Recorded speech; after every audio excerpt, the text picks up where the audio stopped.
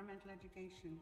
And they came back and they went off back to their own places and started working on environmental education in those places. Environmental education is interdisciplinary in nature, and we don't have specific textbooks for environmental education per se, but NCF came out with this series of environmental education textbooks that has helped our students a lot. One I found most interesting was the World Migratory Birds Day, because until then, I didn't know light was a pollutant. It was thought that light was a pollutant to birds during migrations. So they asked us to dim the light for birds at night so that the birds can migrate safely from one border to another.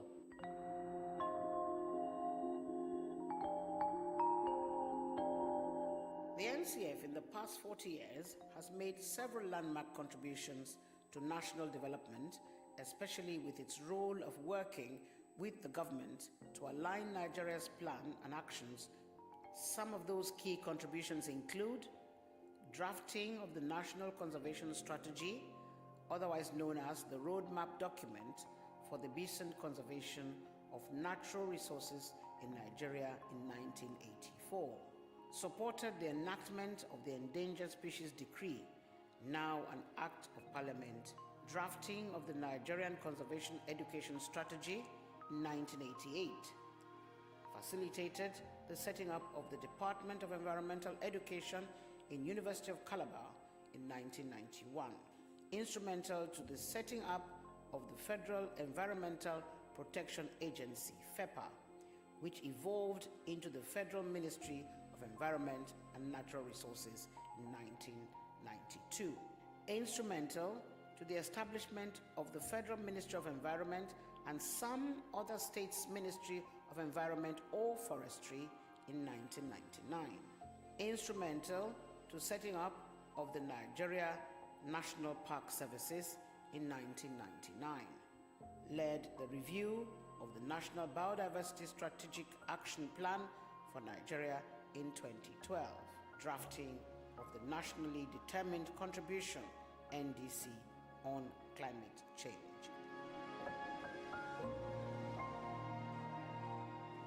A natural environment is critical in improving the quality of life in Nigeria, and it's safe to say that over the past 40 years, the Nigerian Conservation Foundation, NCF, has played a key role in doing this and in fulfilling its vision of a Nigeria where people prosper while living in harmony with nature. And this success we can attribute to a structured and efficient system of governance, one that is transparent, accountable, and that promotes inclusion and diversity. We have two levels of governance. We have the Board of Trustees and we have the National Executive Council. And the National Executive Council has different subcommittees as well. HR Committee, Conservation and Environmental Service Committee. We have the Finance Committee, the Building Committee. So all these committees kind of have the subcommittees of the National Executive Council, and then which reports to the board, which the president is the chairman of the board and the president of NCF. The people that make up the NEC don't just come and say, I want to be a NEC member. They are actually sourced for, chosen and selected and invited to it. You don't beg to apply to it. You get invited to be a NEC member for certain reasons, for certain qualities, certain things you bring as add-on, and you're able to deliver things. So that is a plus for NEC. And of course, BOT had been from inception. To show you how our probity is, the Akintola Williams Deloitte are our auditors bronze, and then we have membership in terms of the family membership, individual membership, and so on, and all of those, and the student membership, because we want to carry everybody along. NCF recognizes that no one can do it alone and has therefore maintained a relationship that has sustained its efforts.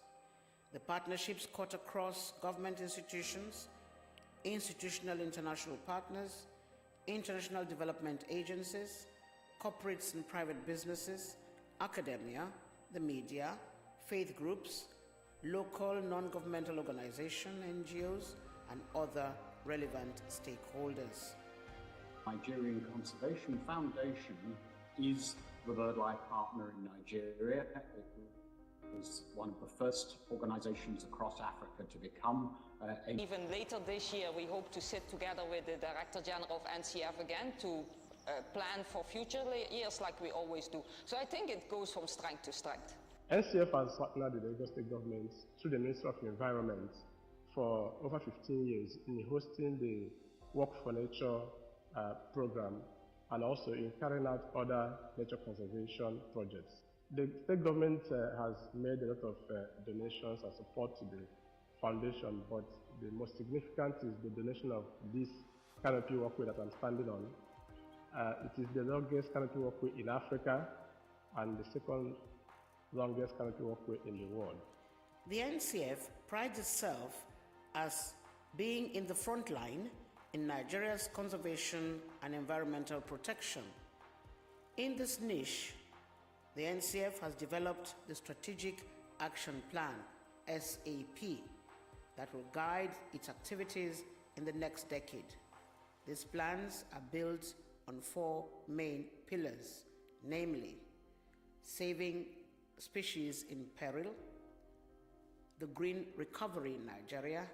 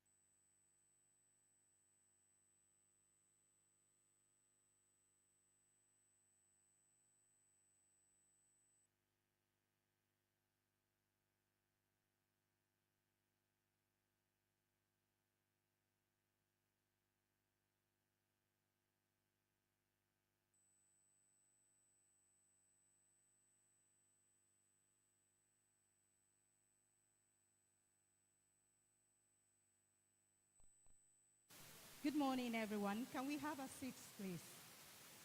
Thank you, so that we can start on time. So we can go ahead now for the national anthem before we go into everything proper. Let us honor our nation, Nigeria. Shall we please rise up for the national anthem? Thank you very much.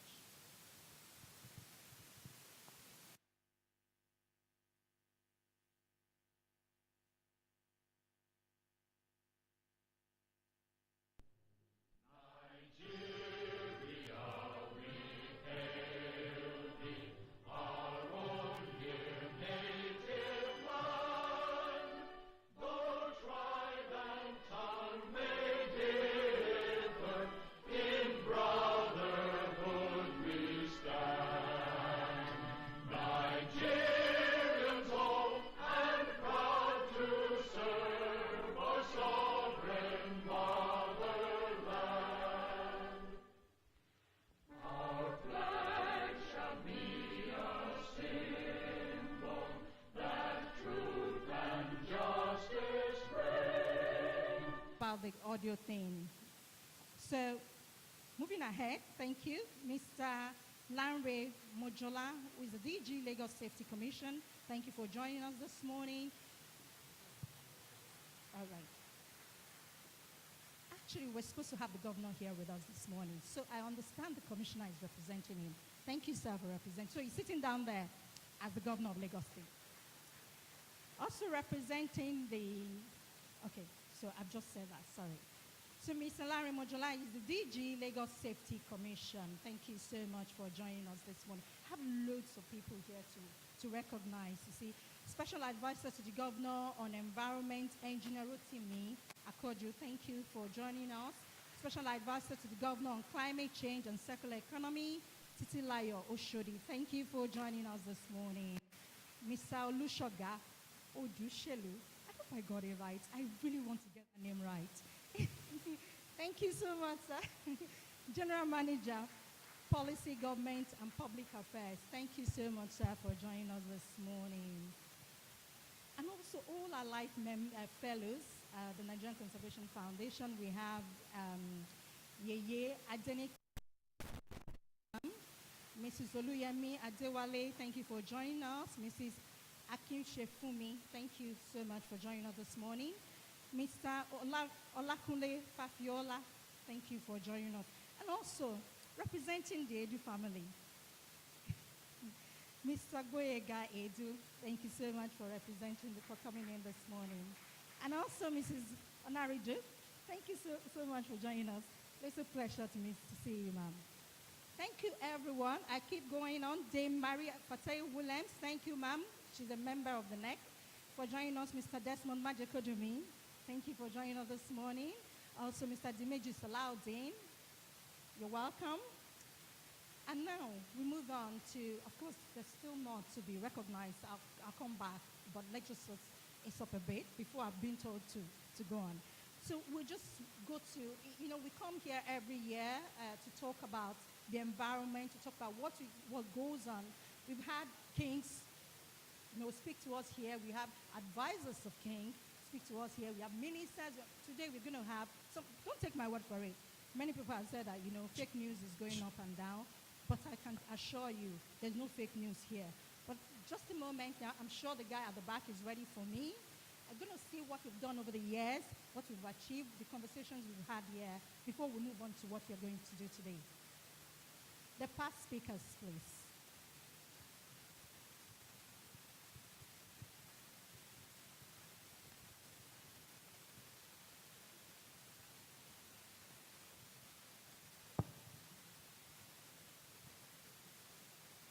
Okay, before they get their act together, I'm just going to go to the address, the welcome address by Justice R.I.B.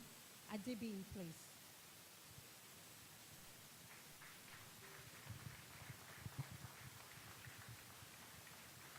Thank you. Thank you very much.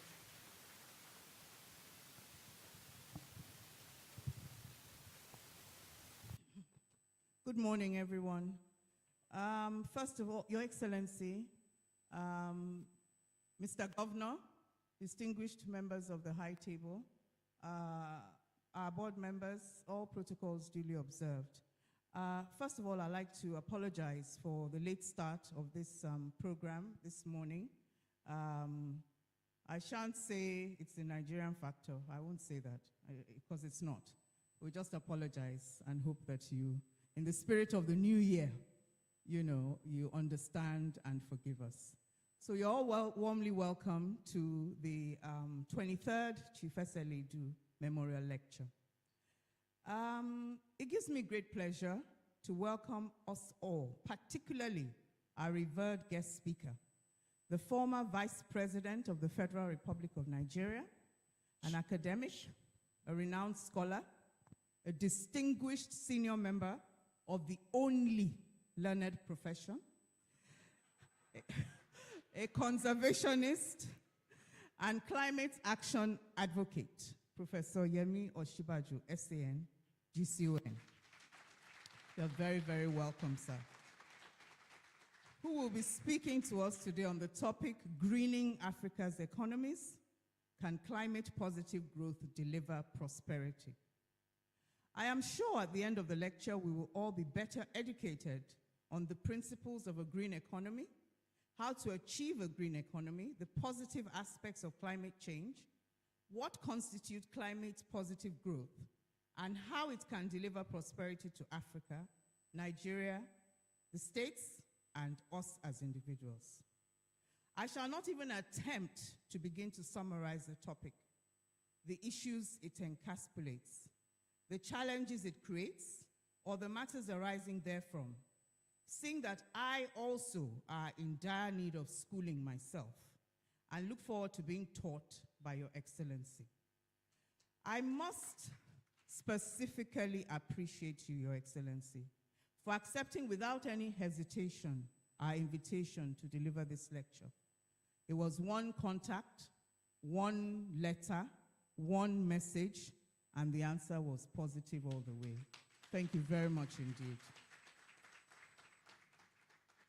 Before the enlightenment process begins, it is necessary to bring us up to speed on the activities of NCF and give us some background on the man whose memory we celebrate annually through this lecture series. I am sure most of us are familiar with NCF, and for those of us who are, I apologize if you're hearing this again, but for those who are not, I would like to provide some context and some explanation as to what NCF is all about. NCF is Nigeria's foremost non-governmental organization on conservation. The foundation began in 1990 as a gathering of like minds, spearheaded by the late Chief Eseledu, along with reputable men and women such as Mr. A.P. Leventis, Ms. Aduke Alakija, Mr. Ola Vincent, Chief A.G. Gobadia, and our president, who is unavoidably absent today, Izioma Philip Asiodu, CFR GCON, who are concerned for the environment, and they came together under the name of Friends of the Earth. That was in 1990. So NCF as an entity was registered on the 12th of February 1982 as a charitable trust. NCF is under the legal ownership of a board of trustees under the able leadership of our president, whilst the organization is governed by a board which I am privileged to chair, known as the National Executive Council, comprising of qualified professionals, distinguished men and women who are captains of industry in their own different fields. And as I was introducing the members of the board earlier to His Excellency, he said, "Oh, what an interesting board." Can the members of the board please just stand up for recognition as members of NCF NEC board? Apart from being distinguished, very handsome and good-looking members of the board, thank you very much for your support. The day-to-day management of the foundation and our main projects is under the leadership of our DG, who's here on the top table, Dr. Joseph Onoja, PhD, who leads a qualified and vibrant team. The patron of NCF is none other than the President of the Federal Republic of Nigeria. NCF has since inception decorated several presidents and expects soon to decorate the current president, His Excellency Asiwaju Bola Ahmed Tinubu, GCFR, as our patron. The foundation, in addition to being a strong advocate in bringing to light matters of conservation and climate change, collaborates with stakeholders in delivering conservation projects, such as conserving forests, wetlands, saving species in peril, green recovery Nigeria, and tackling climate crisis. All these are possible with the support of our partners. On behalf of NCF, I would like to single out one partner in particular, Chevron, and express our deepest gratitude to them, as they have been a major, dependable, and consistent partner in conservation since the establishment of NCF. Can we give a round of applause to Chevron, please? Thank you very much. In preparation for the next 5 years, this fresh strategic action plan was developed late last year for the period 2025 to 2030. And it was jointly developed by the board and management and facilitated by consultants. Our mission and vision have also been modified to cater for to enable us focus on the environmental challenges over the next few years. The strategic initiatives over the next 5 years include climate change, biodiversity loss, amongst others. Permit me also at this juncture to give us some background on the late Chief Eseledu, in whose memory this lecture series was established. Late Chief Eseledu, otherwise known as SLEE, was born on the 7th of January 1911 in Ekpe, Lagos State. He was the grandson of Brahima Edu, a distinguished Muslim, Mogaji and Bale of Ekpe between 1903 and 1917. Chief Eseledu started his working life as a teacher, after which he served as the foundation staff of Holland West Africa Line until 1945, where he gained valuable skills, which prepared him for an international world of business. So he entered into the world of business in 1945 and was also stepped into politics, and that ended in 1954. Through hard work, ambition, intelligence, and faith, Chief Eseledu became an outstanding leader in Nigeria's private sector and international business, where he served as chairman of some of Nigeria's major companies.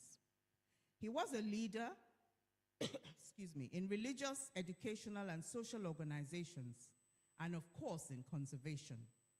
After retiring from all commercial board appointments when he turned age 70, he resolved to give back to society and work towards restoration and conservation of the Earth's natural resources, and therefore set up the Friends of the Earth, which metamorphosized into NCF.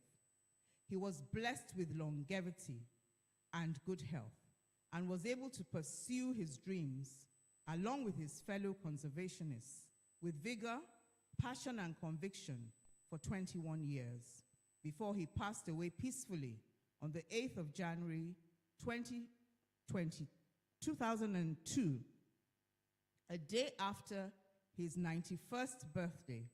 He cherished his birthday so much, and we're not surprised he died a day after his birthday, and returned to his beloved Ekpe, where he rests peacefully. As NCF continues to make great strides in the environmental space, identifying challenges, collaborating with governments and other stakeholders, and providing expertise at the most reliable and accountable level, ensuring advocacy is maintained at the highest level, we encourage you all to please continue to partner with us to conserve the environment by adopting sustainable solutions such as water conservation, embracing green energy, reducing waste, stop single-use plastics, and planting more trees. Now, like the dreaded professor or teacher that we all had at school, I would like to ask, particularly those who were present at the last lecture and our students, if we remember the topic or the guest speaker at the 22nd Eseledu lecture. Anyone? It was held on the 28th of May, 2024. Does anyone remember? Carbon. Oh, excellent. God bless you. And who was the speaker? Do you remember? A guy from Kenya, Mr. Kevin Juma. Well, that's half marking if you are marking, right? A guy from Kenya. Well done. Thank you. So can anyone remember my welcome remarks, and particularly the tasks that I urged all of us to embark upon? Anybody? Yes. Plant trees. And how many have you planted? That's another question. Part B. Thank you. So at that lecture, I had implored us to personally or facilitate planting a minimum of 6 trees, because the lecture was in May, so it was if you can plant 1 a month before this lecture, which we knew was coming up in January. And then to learn something new about climate change, raise awareness, or set up conservation clubs in schools. And the last was to support sustainable practices, such as recycling, reducing waste, and investing in green technologies. Now, there's one group that has done fantastically well in adopting these tasks, and I would like to share a short video from the School of Journalism, who set up, I won't say what they set up. Can we see it? Are we ready? It's just 1.5 minutes video. Just to lecture came a bold vision to plant trees, learn about climate change, and to get involved in recycling. That moment gave birth to Ecozone, an environmental sustainability club at the Nigerian Institute of Journalism. 7 months later, we've grown into a community of 40 passionate journalist students united by a mission to use our knowledge, skills, and the network for environmental advocacy. Ecozone is more than a club. It is a platform for learning, writing, and action. From seminars and virtual discussions to hands-on events, we are equipping youth and the public to tackle critical climate issues. We've turned waste into opportunities, recycling fashion waste like denim into tote bag, spurred from the entrepreneurship lectures received in the school, as well as the content made to recycle waste.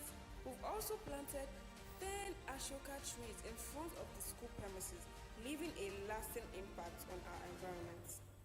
Aside from beautifying the school environment, plants serve as a form of they absorb carbon emissions. Ecozone is just beginning its journey. Together, we prove that small action leads to big changes. Thank you, NTF, for inspiring us to act. The future of climate sustainability is in our hands, and we are ready to do more. Ecozone, raising a community, defending our ecology. Do we have any members of Ecozone here present to please stand up to be recognized? Can we just give them a warm round of applause? They've done excellently well and very encouraging. Thank you very much. Thank you. So let us, in closing, let us continue to strive to be in the forefront of saving our planet. And let us bear in mind the words of late Nelson Mandela, who said, "It is in your," and I quote, "It is in your hands to create a better world for all who live in it." End of quote. And also let us remember the African proverb that a single tree does not make a forest. The future of our planet lies in our hands. So let us, this is a call to action. I will not set new tasks, but let us remember the tasks from the last lecture and continue to work towards saving the environment. At this juncture, I'll ask us to please sit back, relax, pay attention, no sleeping.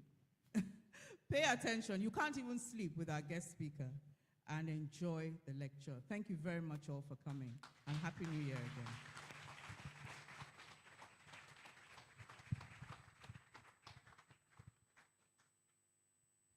Thank you very much, ma'am. Can we please give her another round, please? Thank you. That's Honorable Justice R.I.B.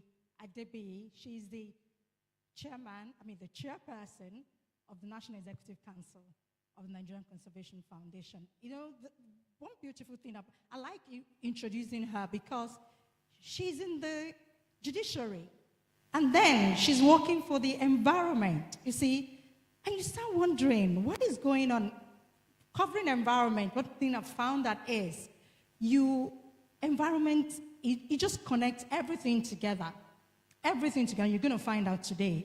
And, you know, one exciting thing about coming here every year is that, you know, those young people over there, kindly just turn towards them. They're wonderful people. The questions inspire. The questions, they just make you think. And then the challenge by the next year too also inspire us to do more every year. And this year we're going into the business, you know, sector, sort of greening Africa's economies. What has business got to do with it? From last year we found that, and we're moving on into the, sorry, we talk too much because, you know, we are journalists. Sometimes we like the sound of our own voice. I'm so sorry. So we are moving on now. So we go on. My guys at the back, I believe you are ready for me now? Yes, thank you so much. So we look at the past speakers and what they've done over the years. His passing in 2002, the Chief S.L. Edu Memorial Lecture was conceived by NCF to preserve the cherished memory of its founder, Chief Shafi Lawal Edu, and promote research in conservation and biodiversity management. Consequently, Chevron Nigeria Limited came on board as the preferred sponsor of the lecture. 22 speakers from diverse backgrounds ranging from academic, conservation, government, business, and more have delivered lectures on environmental conservation, policies, and other topical issues, namely 2003, Environmental Management Imperatives in Africa's Sustainable Development, Professor Charles Odidi Okidi, Institute of Development Studies, University of Nairobi. 2004, Biodiversity and Poverty Alleviation, Professor David Yuyu Okali, Chairman, Nigerian Environmental Study Action Team, NEST, Ibadan. 2005, Environmental Policy and Performance, a Sustainable Development Agenda for Nigeria, Chief Dr. Ernest A.O. Shonikon, GCFR, CBE, former Head of State, Federal Republic of Nigeria. 2006, biodiversity and cost of oil and gas exploitation in the Niger Delta. Professor A.M.A. Imebore, Environmental Resources Managers Limited, Lagos, 2007, An Environmental Agenda for Nigeria in the Next 2 Decades. Izoma Philip, C. Asiodu, CFR CON, President, Nigerian Conservation Foundation, Lagos. 2008, Pathfinding for Strategic Environmental Management in Nigeria, Some Critical Trajectories. Dr. Goodluck Jonathan, GCON, Vice President of the Federal Republic of Nigeria. 2009, Threat to the Nigerian Environment, a Call for Positive Action. Dr. Olusegun Agabu, former Governor of Ondo State, Nigeria. 2010, The Vanishing Planet, Dr. Newton C. Jibuno, OON, Founder, Fight Against Desert Encroachments, Africa. 2011, Birds and People, Nigel J. Collar, PhD, Leventis Fellow, Conservation Biology, BirdLife International, United Kingdom. 2012, Environmental Sustainability, Governance and Development in Nigeria, Professor Ibrahim A. Gambari, Joint Special Representative, African Union United Nations Mission in Darfur. 2013, Addressing Environment and Conservation, a Development and National Security Imperative, Professor Yu Joy Ogu, Ambassador, Permanent Representative of Nigeria to the United Nations, New York. 2014, Climate Resilient Water Resources Management for Poverty Reduction in Nigeria, Professor Emmanuel Oladipo, Climate Change and Environment Expert. 2015, Sustainable Agriculture and Environment in Nigeria, Professor Victor O. Adetuniri, Head, Department of Agronomy, University of Ibadan, Ibadan, Nigeria. 2016, Valuing Nigeria's Forests, Issues and Context, Professor Labode Upola, PhD, FFAN, Professor of Economics, President FAN, Co-Director Nigeria Sustainable Development Solutions Network. 2017, Last Nigeria Vulture, The Consequence of Human Health and the Economy, Ms. Amina J. Mohammed, OFR, Honorable Minister of Environment, Federal Republic of Nigeria. 2018, Combating Illegal Wildlife Trade in West Africa, The Role of Environmental Law and Governance, Professor Olarewaju Fagbon, SAN, Vice Chancellor, Lagos State University. 2019, The Quiet Revolution, Faith and Environment, Martin Giles Palmer, Founding President and Chief Executive of Faith Invest, United Kingdom. 2020, The Role of Traditional Leaders in Protecting and Restoring the Nigerian Environment, His Eminence Muhammad Sa'ad Abubakar, CFR MNI, the Sultan of Sokoto. 2021, Youth and Ecosystem Restoration, Simangele M. Msweli, Senior Manager, Youth Leadership Program, African Wildlife Foundation, Nairobi, Kenya. 2022, Only One Earth, a fireside chat with Sir David Attenborough, British broadcaster and world-renowned naturalist. 2023, Humanity and the Twin Crisis of Climate Change and Biodiversity Loss, Mr. Martin Harper, Acting CEO, BirdLife International, Cambridge, United Kingdom. 2024, Carbon Credits, Opportunities and Pitfalls, Mr. Kevin Juma, Africa Climate Director, The Nature Conservancy, Nairobi, Kenya. So over the years, there's accelerated lectures over the years. And for this year's lecture, I have the pleasure of welcoming Jekuliah Macaulay. She's going to be telling us about today's speaker. Kindly step forward. Come on. Commissioner for Justice in Lagos State, Nigeria, from 1999 to 2007, leading significant judicial reforms that will become models for other states in the Federation.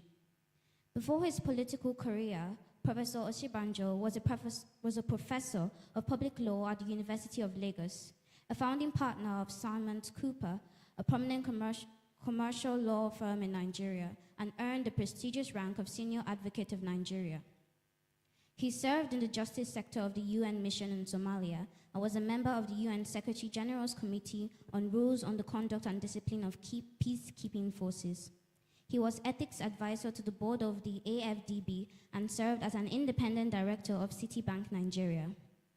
In public service, Professor Osinbajo played key roles in the formulation and implementation of various government initiatives and policies, notably in the areas of economic reform, social investment, human capital development, digital and creative economy, climate action, and energy security in African nations. He chaired the National Economic Council, comprising governors of all the states of Nigeria, the Interministerial Energy Transition Implementation Working Group, which was responsible for the development and execution of the Nigerian Energy Transition Plan in 2022. The 3 national development plans were formulated and implemented under his leadership, and he led the successful implementation of Nigeria's Economic Sustainability Plan in response to the COVID-19 pandemic. Beyond his tenure in office, Professor Osinbajo remains dedicated to advocating for climate action globally. In 2023, he was appointed as the first global advisor to the Global Energy Alliance for People and Planet, GEAPP, and board chair of the Climate Action Platform for Africa, CAPA. He founded the Northeast Children's Trust for the creation of sustainable learning ecosystems for vulnerable children made orphans by the insurgency in Northeast Nigeria. Co-founded Future Perspectives, an organization focused on innovation. Founded Climate Positive, an independent climate action, not-for-profit, and currently serves on the board of M.O. Ibrahim Foundation. He also serves as guardian of the UNDP-led African Innovation Foundation, Timbuktu. Thank you.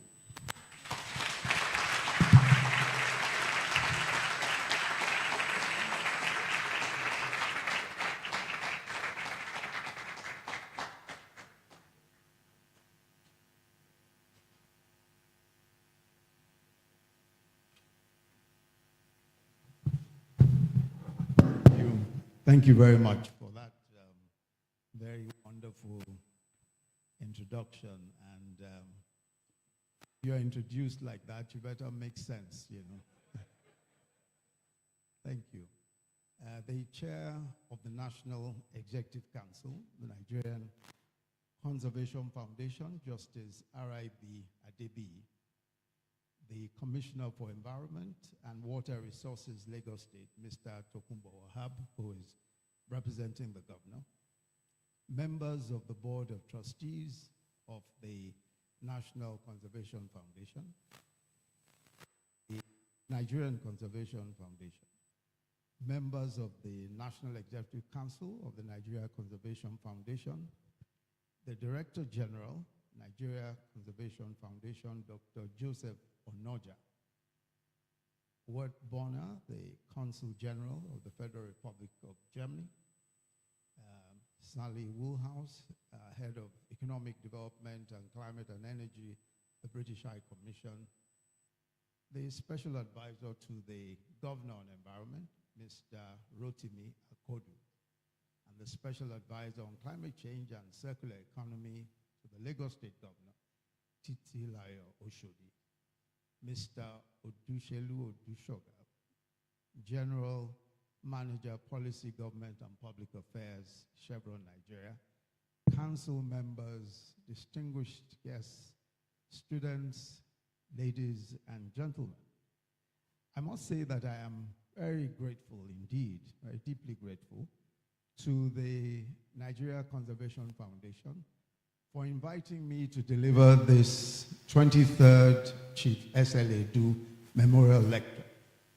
However, I must say that I am even more honored by the privilege of commemorating through this lecture Chief S.L. Edu, an undisputed icon of global environmental conservation. Chief Edu was one of those rare individuals who had the remarkable ability not just to foresee the future with clarity, but to act decisively in the present without future in mind. And we've heard quite a bit about him from his daughter, Justice Adebi. There's no other way of explaining the fact that as far back as 1962, he understood that protecting and sustainably using the environment was essential to preserving the earth for future generations. And that recognizing the importance of this cause, he joined the Worldwide Fund for Nature, the WWF, the world's largest independent environmental organization, just a year after its establishment in 1961, and became a member of its most exclusive category, the Club 1001, a nature trust. Or for that matter, that Chief Edu also believed that Nigeria should play a central role in the global environmental movement, and that years after a considerable struggle to register a conservation organization in Nigeria, he finally got approval to establish the Nigeria Conservation Foundation in 1980 and registered, I think, in 1982, thus laying the foundation for Nigeria's leadership in environmental protection. Today, I think it is clear that climate change is the most serious global challenge that we face. And if we are to save our planet, we must build on the pioneering work of prescient visionaries like Chief S.L. Edu. His legacy reminds us that the decisions that we make now will determine the future of our planet. May his memory always be a blessing. I'll be speaking for a few minutes on greening Africa's economies. Can climate-positive growth deliver prosperity? Greening Africa's economies.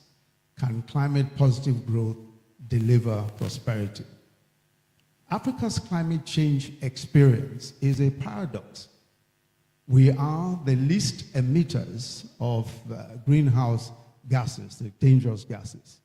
Yet we are the worst affected by its devastating effects. Despite our relatively negligible emissions, our continent, that is the African continent, is warming faster than all other continents, especially the continents of the global north countries, whose past and current emissions are largely responsible for the climate crisis. Indeed, practically everywhere in Africa, we're experiencing the catastrophic consequences of climate change. We have the highest incidence today of drought and the second highest incidence of flooding in Africa. The Horn of Africa has been facing, in the last 40 years, 5 consecutive failed rainy seasons. And since 2020, with the prolonged droughts in Kenya and Somalia, West Africa also has been experiencing intense flooding, especially Nigeria, Niger, and also Ghana. In 2022, many of us, of course, will know that Nigeria experienced its worst flooding, killing over 600 people and displacing 1.3 million people. In southern Africa, cyclones and tropical storms are rife. Some will be familiar with Cyclone Freddy, which wreaked havoc in Mozambique, in Malawi, and Madagascar. And in North Africa, heat waves, water scarcity in Morocco, in Tunisia, and Algeria. A recent study, and we were talking about this just before we came down, shows that sea level rise is expected to impact major African coastal cities, including Dar es Salaam, Lagos, Cotonou, Porto Novo, Cairo, and Alexandria.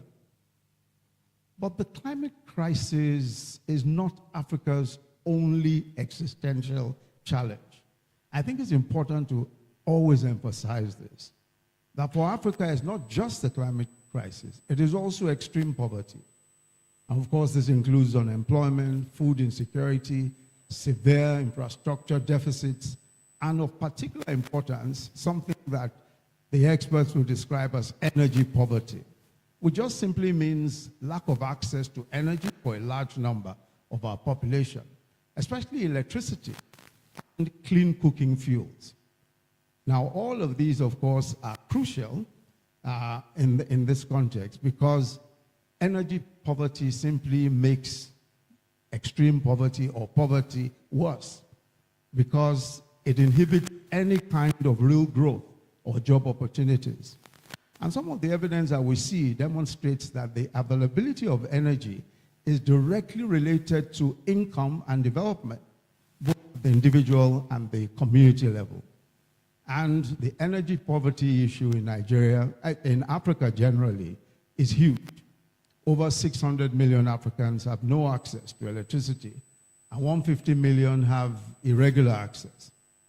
Africa's 1.3 billion people are serviced by an installed capacity of 244 gigawatts, which is less than the 248 gigawatts available for Germany's population of only 83 million. Over 950 million people have no access to clean cooking fuels. And climate change will push an additional 40 million people in sub-Saharan Africa in particular into chronic hunger by 2050 if things go on the way they are. Now, everyone, or nearly everyone at least, agrees that the emission of greenhouse gas from the use of fossil fuels is the primary cause of global warming, and that we must stop the use of fossil fuels if we are to attain the net zero objective by 2050. But we also know that so far, the progress that the world is making is far too slow to meet our net zero objectives. But perhaps more importantly, it has become even evident that if African countries were to develop along the same carbon-intensive pathways of developed economies, that is to say that if African countries were to burn fossil fuels for industry and transport in the same way that the wealthier countries of the world have developed, then it will be impossible for the world to attain net zero by 2050 or any kind of decent targets, because Africa will then be adding 9.4 gigatons of CO2e annually until 2050, and we will become the leading emitters of dangerous gases globally, accounting for 75% of global emissions by 2050, if we do exactly what the developed countries of the world have done to attain the development to middle and high income status that they have today. So we can either be, when I say we, I refer to Africa, we can either be the nemesis of the world or the solution to the climate crisis, depending on how we choose to develop. So to achieve its net zero ambitions, and I want us to take particular note of this because this is really the foundation of what I will say subsequently on how climate positive growth can lead to prosperity. To achieve its net zero ambitions, the world needs Africa to take a carbon negative path to development. Or put simply, the world needs Africa to develop without increasing carbon emissions. If the world is to achieve net zero, Africa must develop without the sorts of emissions, certainly not anywhere close to what the developed countries emitted in order to attain the status that they've attained. Indeed, Africa, I think, can kill two birds with one stone. Excuse me. We can help the world. Thank you, have some water. Thank you.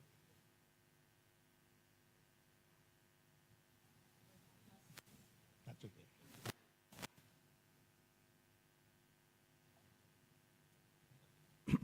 Thank you. Water is life.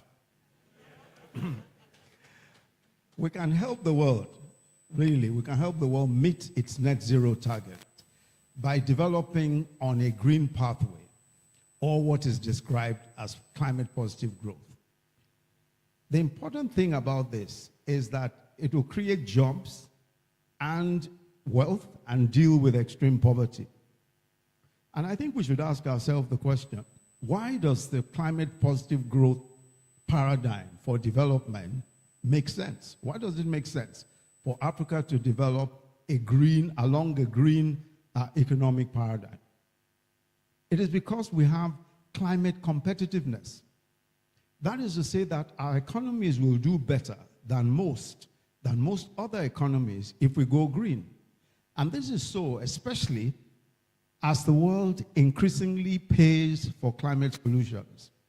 And what I mean by that is that through consumer preferences, consumers in different parts of the world, of course, are changing their ideas about what they will consume and whether those things are green.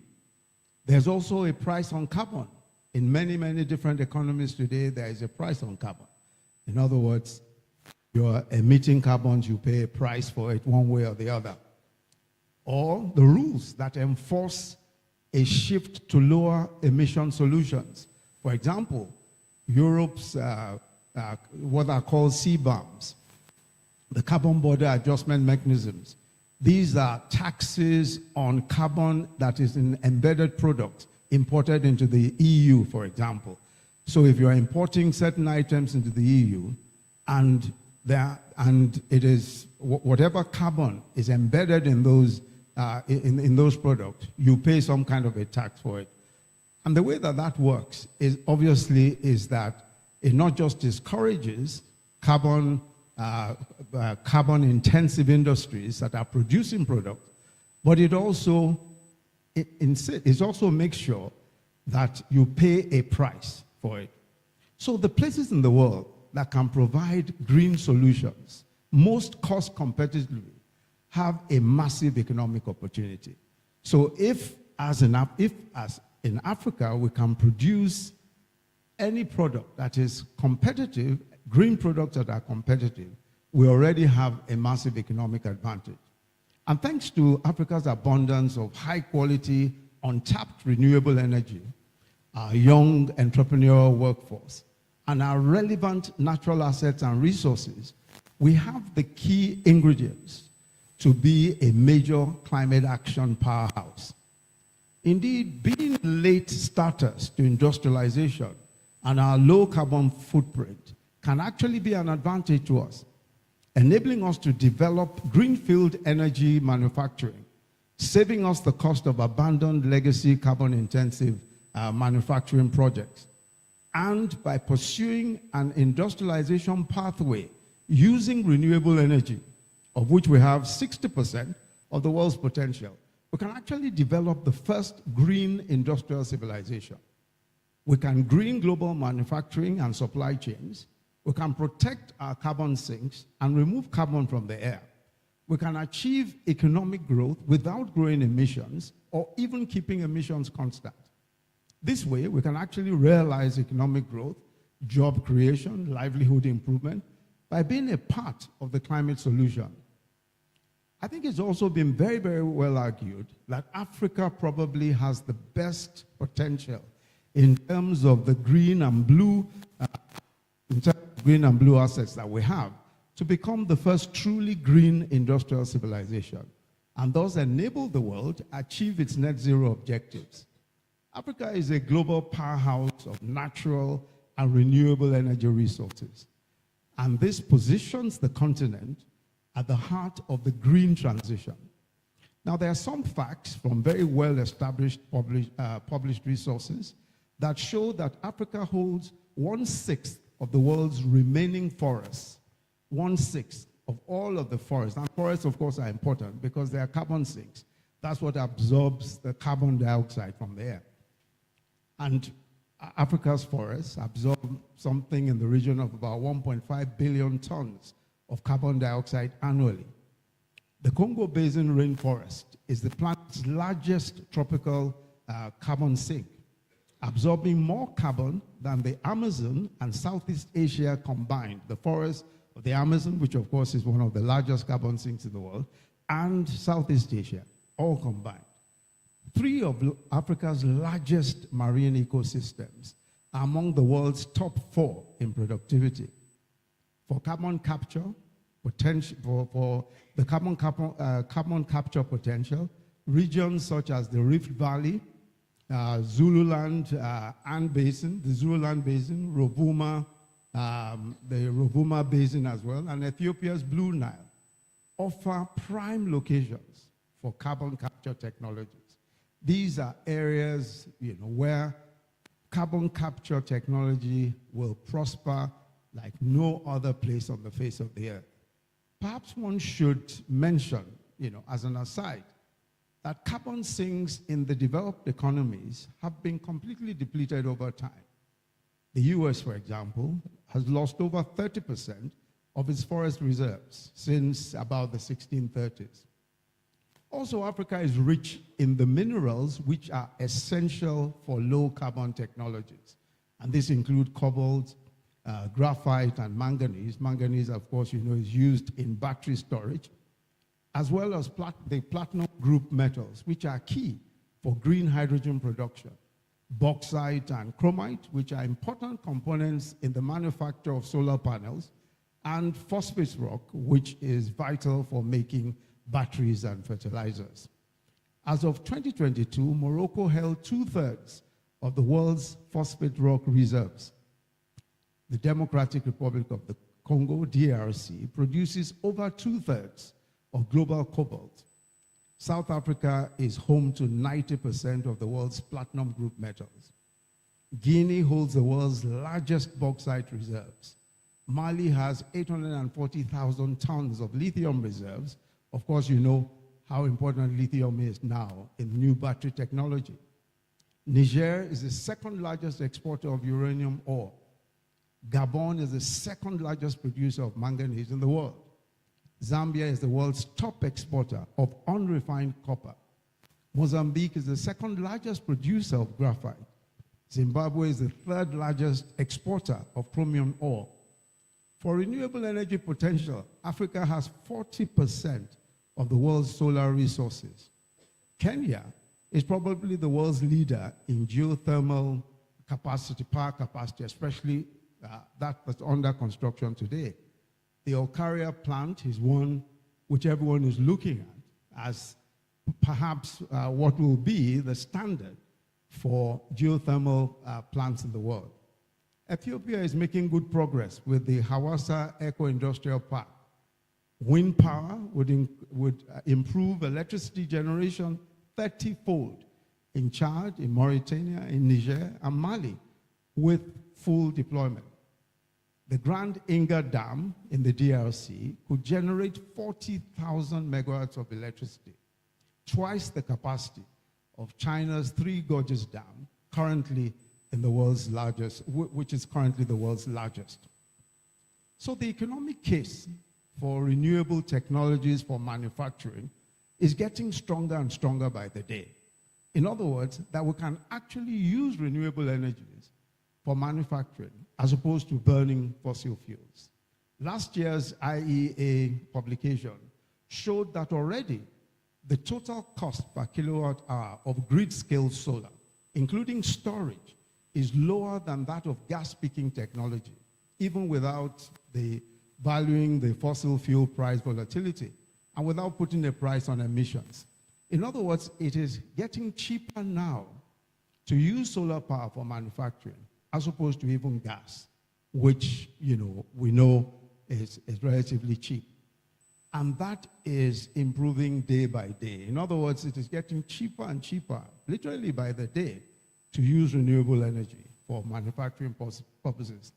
Africa's renewable energy is not only abundant, but also has very low seasonality or intermittency, which of course makes it possible to provide renewable baseload to power continuous industrial production. One of the chief problems, as you know, with using solar energy is seasonality or intermittency. In other words, the sun goes up at a particular point in time and then falls at a particular point in time, or goes down at a particular point in time. But the good thing about Africa is that seasonality is very low. The changes are very, very low. And today with battery technology, it's even easier to store that power. Very recently, Malawi launched one of the biggest of those battery energy storage systems. And many countries in Africa are beginning to take advantage of some of the great progress that has been made in battery energy storage. That means that they can now use more effectively grid-scale solar for purposes of manufacturing. Industrial production and the use of low-carbon fuels, such as hydrogen and ammonia in manufacturing, is also becoming very popular. Of course, as well as the export of some of these products, ammonia and hydrogen. And there are so many opportunities that African countries are opening up already in green hydrogen manufacture, for example. In the past 5 years, we've seen many green hydrogen projects in Africa reaching final investment decision. Namibia has received over $500 million in investment in green hydrogen, and its substantial investments in solar energy and other renewables and clean energy that's required for green hydrogen have made it very attractive, a very attractive place for that type of investment. Angola is set to become the first exporter of green ammonia to Germany, and I'm told that that may actually take place this year. The full capacity of the green hydrogen plant that is planned in Angola is 280 tons annually. There are other countries such as Egypt, Kenya, Morocco, and Mauritania. They also have ongoing green hydrogen production goals. So clearly, with its vast green assets, Africa has the potential to lead the world's first truly sustainable industrial revolution. But I think it might be useful to take, a bit of a closer look at what climate positive growth in manufacturing would look like. For the first time in history, we have the technology to significantly reduce carbon emissions from industrial production on a large scale. Also, for the first time in history, we are building and running climate-friendly industries, and it is becoming more affordable, even more affordable than traditional methods. Now, we must adopt these innovations and expand them quickly if we are to take advantage of the resources that we have. When deciding where to set up production, for example, we need to consider 3 factors: access to key resources like renewable energy, land, and labor. Then, of course, the availability of raw materials, proximity to markets that will buy the products, etc. The global industrial landscape of the future will not necessarily be in the same locations that they are in today. Markets are changing, and they are changing quickly. And so are the resources needed for sustainable production. Africa has a huge opportunity to become a major industrial player, a major sustainable industry player. A good starting point is processing its own raw materials. And we'll just take 2 examples of that. Turning iron ore to steel, for example, and then bauxite into aluminum. By 2050, nearly 40% of new city dwellers worldwide will be in African cities. Of course, that's related to the fact that Africa will become possibly the 3rd largest, will by that time be possibly the 2nd or 3rd largest in terms of population. So African cities will be driving the massive need for construction materials like steel. Yet Africa currently produces less than 1% of the world's steel, even though it exports over 77 million tons of iron ore every year, mostly to Asia and Europe. At the same time, Africa imports nearly 6 million tons of steel from these regions. So if we processed iron ore into steel locally near the mines, it could eliminate 2/3 of transport-related emissions, over 5 million tons of CO2 per year. Additionally, new green steel plants in Africa could use renewable energy to produce hydrogen as fuel, cutting emissions from steel production itself by as much as 95%. And of course, combining local processing and reduced transportation, Africa could actually lower emissions by over 110 million tons of CO2 annually. And we can generate something in the order of about $25 billion in additional revenue, create about 24,000 direct jobs and another 215 indirect jobs in related industries. The 44 gigawatts of new renewable energy that is needed for this transition, and I'm talking about the transition from simply exporting ore to processing the iron ore into steel. What we require for that is 44 gigawatts of power. And that by itself would attract even more investment. So really it's an anchor demand situation that can be created simply simply by, rather than exporting raw ores, manufacturing or processing those ores. Beyond economic growth, this would also help to reduce Africa's trade deficits. It will stabilize local currencies, create new supply chain opportunities for Europe. And this is not just a theoretical idea, and I'm talking about the green steel process. Sweden has already produced fully green steel, and companies in industries like car manufacturing are already committing to using green steel. So while green steel still faces technical challenges, aluminum production, on the other hand, is an even clearer opportunity because it runs entirely on electricity. So processing Africa's 83 million tons of exported bauxite into aluminum locally using renewable energy would cut global emissions by 335 million tons of CO2 each year. That's nearly 1% of total global emissions. This shift could generate something in the order of about 38 billion in revenue, create over 60,000 direct jobs and 280,000 jobs in related industries, and provide a strong demand for 20 gigawatts of renewable energy. So by embracing these changes, Africa can actually lead the way in sustainable industrial production while boosting its economy and reducing its environmental impact. The other massive green opportunity is in agriculture. Africa holds over 65% of the world's remaining uncultivated arable land, offering immense potential for building food systems and guaranteeing food security.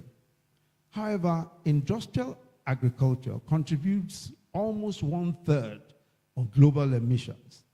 And some of the research that's available today, that's some research that was carried out just in 2018, shows that Africa's greenhouse gas emissions, mainly stemming from agricultural activities, are among the world's fastest growing emissions globally.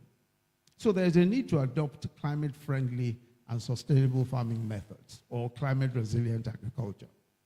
And one promising climate-resilient approach is ecosystem-based adaptation, which uses natural methods to reduce the impact of climate change. This includes growing drought-resistant crops, improving water storage systems, and using diverse crop rotation practices. And of course, there are already some examples of the successful use of some of these ecosystem-based adaptation. In Zambia, for example, 61% of farmers who used ecosystem-based methods like natural resource conservation and organic farming reported crop yields increases of up to 60%. And the percentage of farmers selling surplus crops rose from about 25.9% to about 69%. In Burkina Faso, for example, farmers who use what is called zai pits. Now, these are small holes filled with organic matter to enrich the soil and to improve groundwater storage. And this technique has rehabilitated somewhere in the order of about 300,000 hectares of degraded land, producing an additional capacity of up to 120,000 tons of cereal. Other climate-resilient farming practices include watershed protection, improving water flow and storage to reach areas in need, integrated pest management using natural methods like agroforestry, intercropping, crop rotation to enhance soil nutrients and boost yields.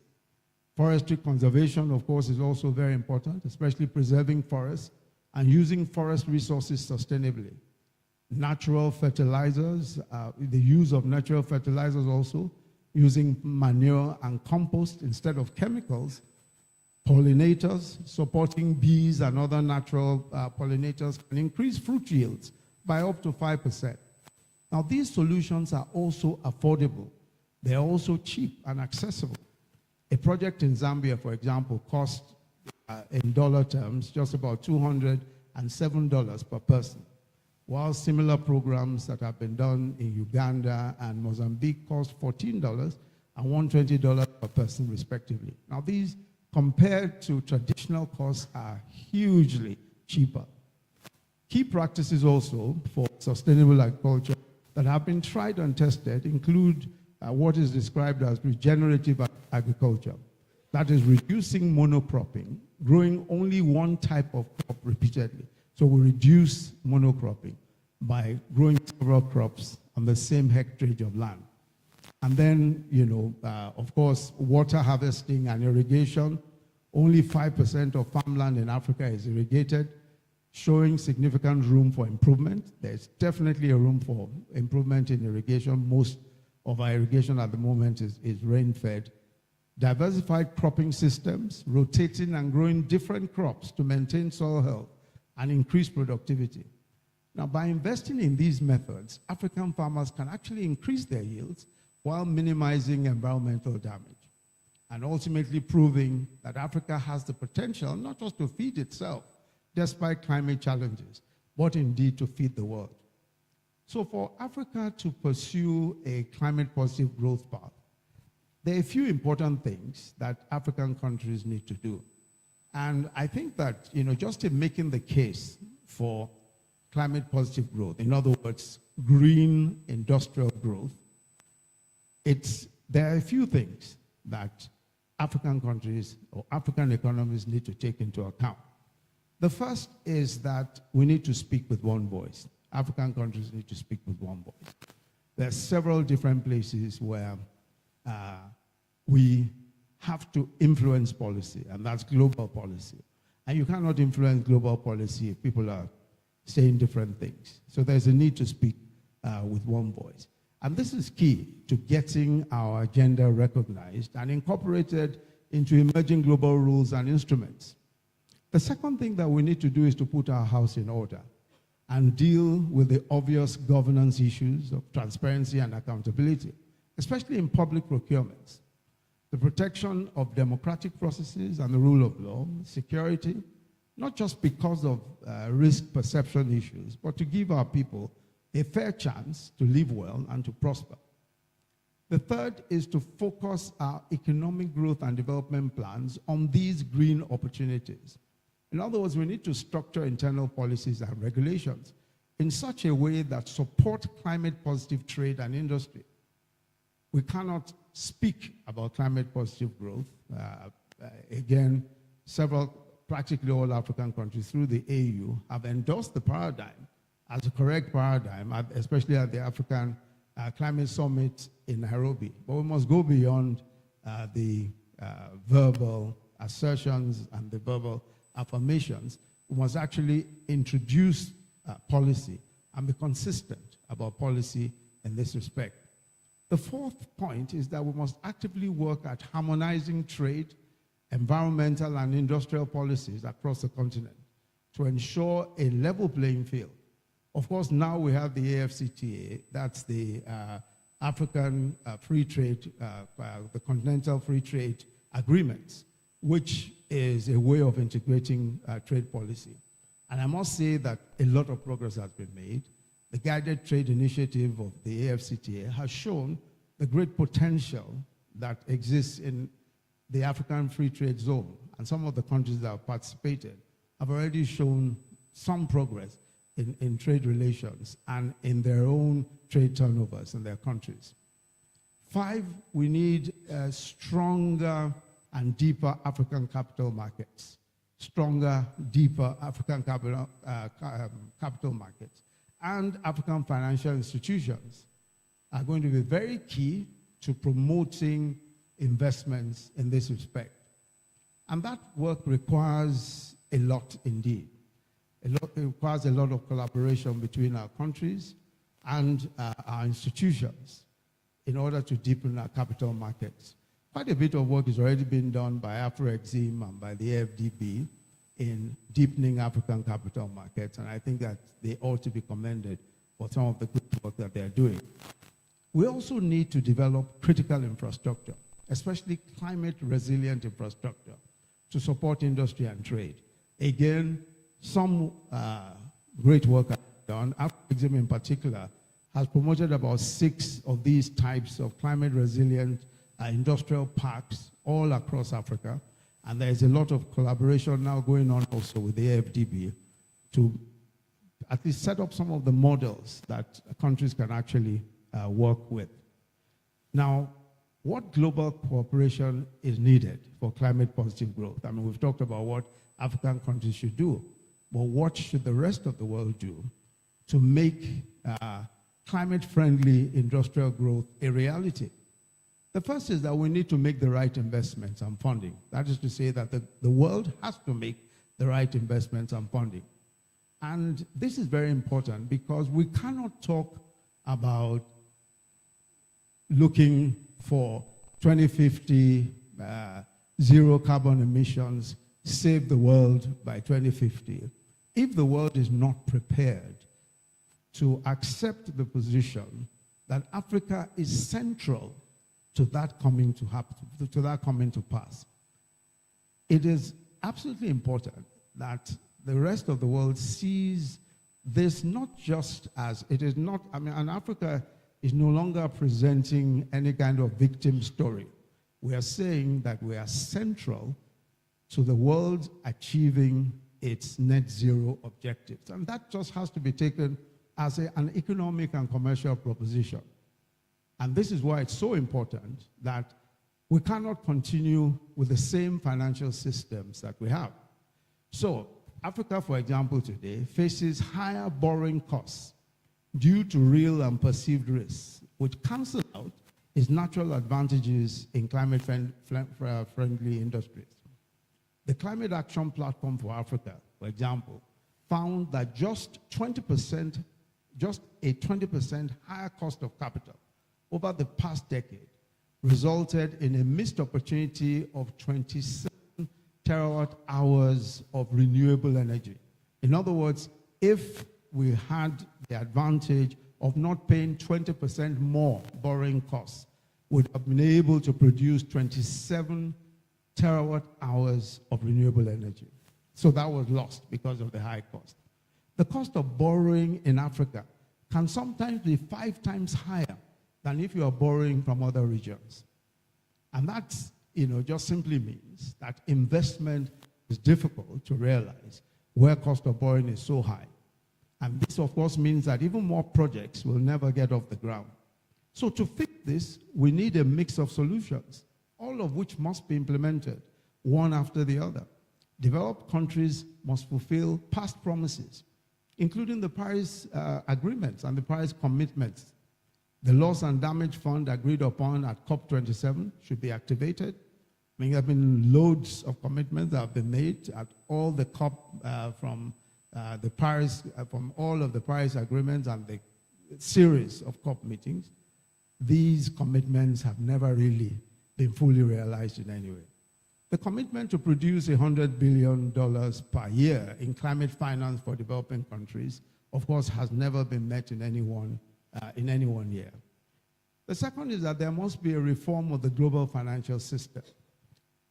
Many of us have heard about the Bridgetown Initiative and the Capital Adequacy Framework, which proposes to strengthen multilateral development banks so that they can lend more to emerging economies. There are technical solutions also, like recycling special drawing rights, blended financing, and risk mitigation strategies that can also help to reduce borrowing costs. But these are, of course, technical financial sorts of matters, but they are crucial if we are to reform the global financial system. The third is reducing the debt burden on African nations, and this has become so important. Most African nations are burdened with debt, and that follows from some of what I've said earlier. In other words, they're huge, the cost of borrowing is so high anyway, that the cost of servicing those debts naturally is very high, which is why many African countries are severely indebted and spend too much today on debt repayments, leaving little room, very little room for climate investments.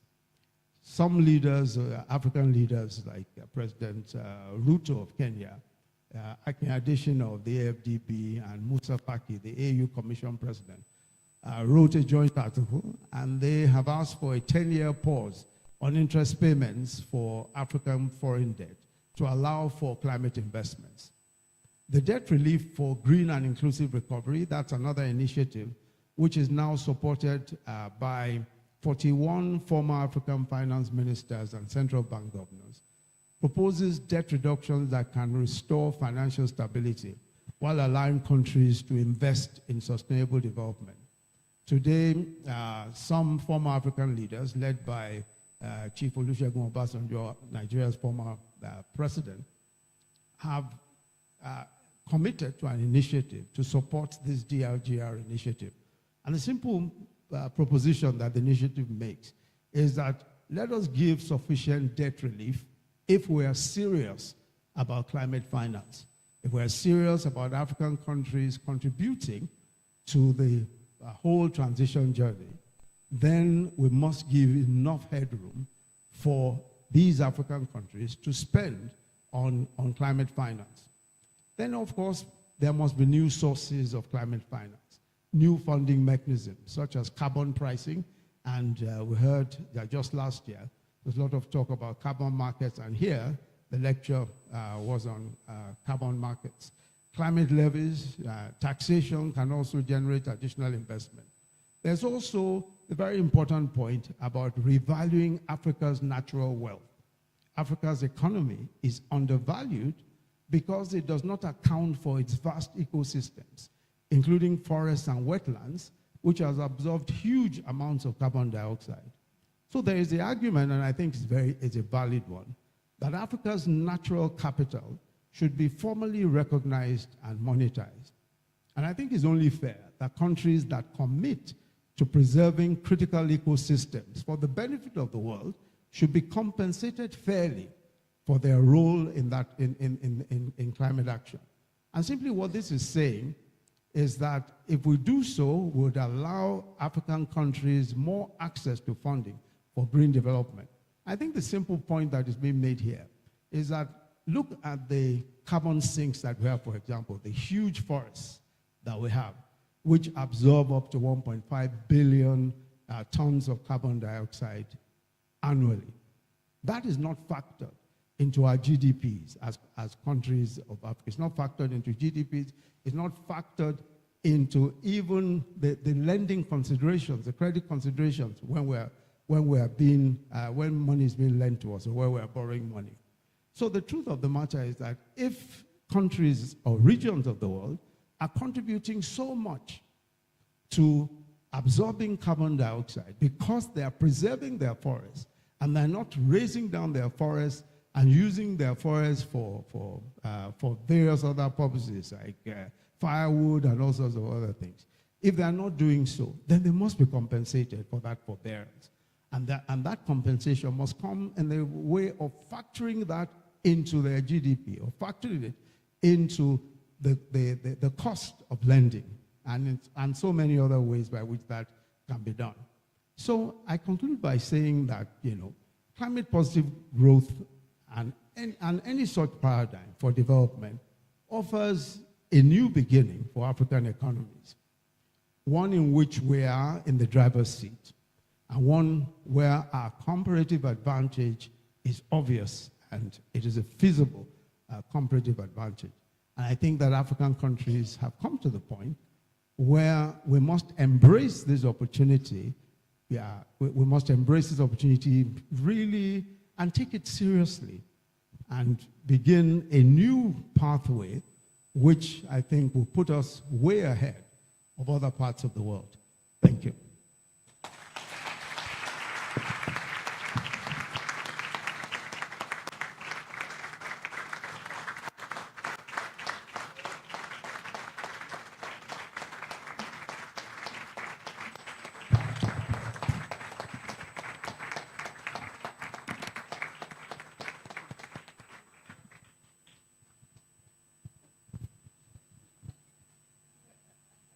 Thank you very much, sir.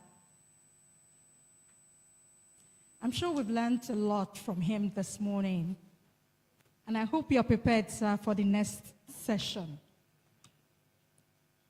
because it's the exciting part.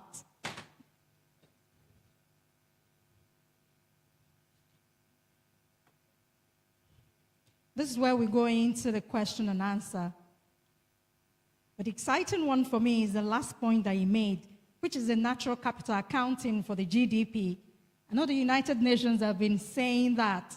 They've been trying to push for it to be acknowledged in the GDP when accounting for the GDP.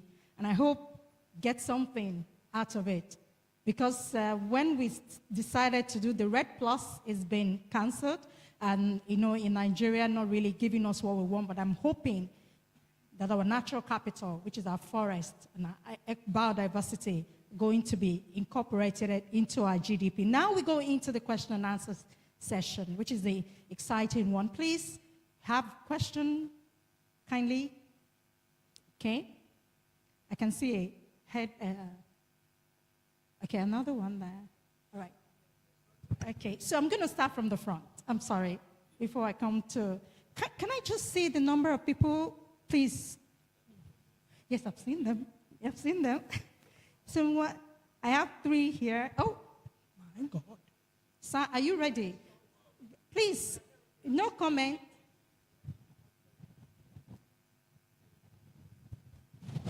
So please, 1 sentence, your name, 1 sentence, and that's it. Thank you so much. I'm going to start from the front. I have like 5 people here.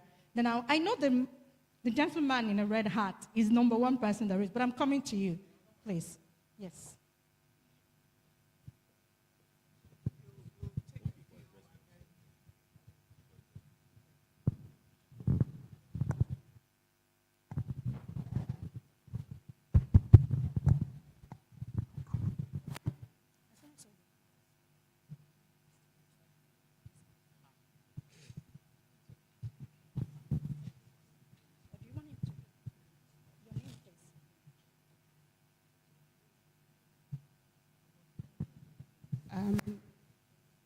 Your Excellency, the former Vice President and our Chair, it's a tall order to tell me 1 sentence. I don't know what to do, what to say, how to start. I just want to just sit down.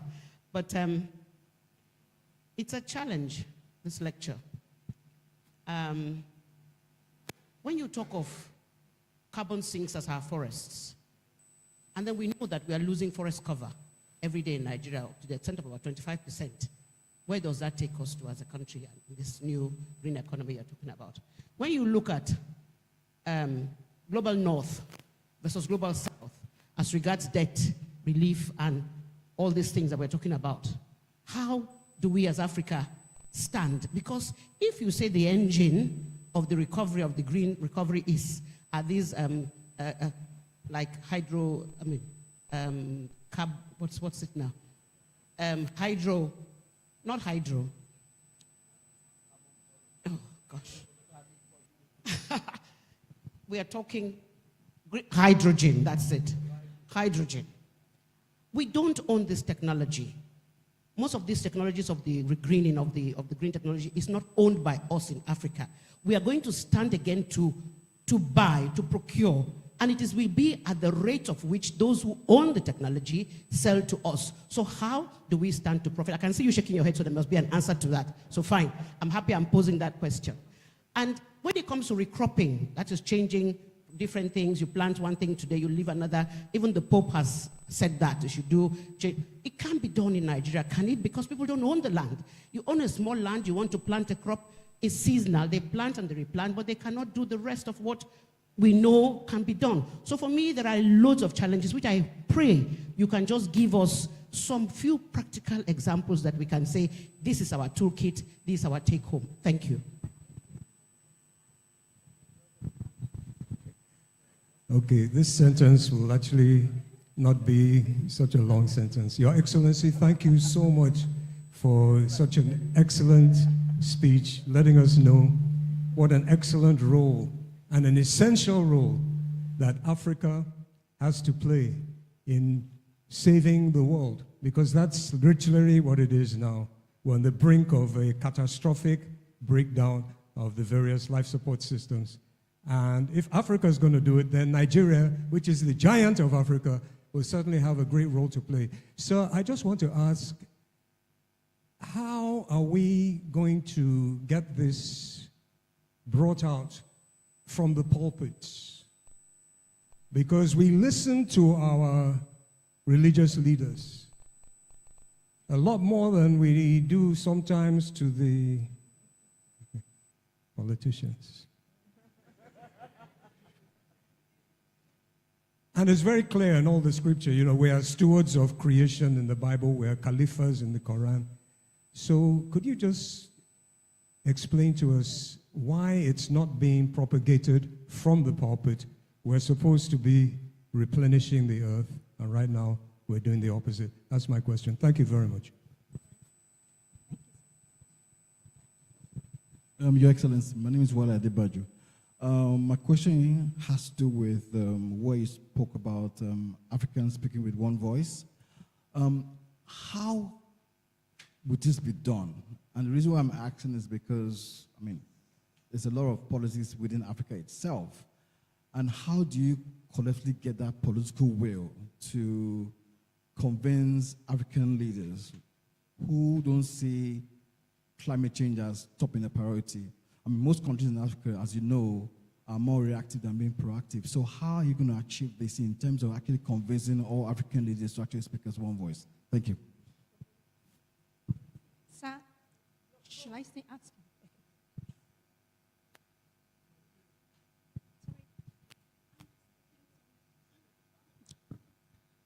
My name is Rabi Isma. Your Excellency, thank you so much for that presentation. The chair said it will be enlightening, and it was. I think for me, what has come out with this presentation is talking about the enormous opportunities in Africa, like you talk about the 65% of the world's uncultivated arable land and so on. It reminds us that what we see on the maps really shows Africa as being very small compared to what it is, and it's a constant reminder for us that Africa is so much bigger. But as you were talking, all I kept on thinking was, how are we going to get there? And then you got to the end and you talked about speaking with one voice and governance, and that's what I was thinking about, because it leads to the issue of execution. We can have all the great ideas, but we know the sort of environment that we work in where the mindset for service, I suppose, isn't there, and it's more about subordinating the public good for selfish interests, and it permeates throughout Africa and in Nigeria as well, where we are.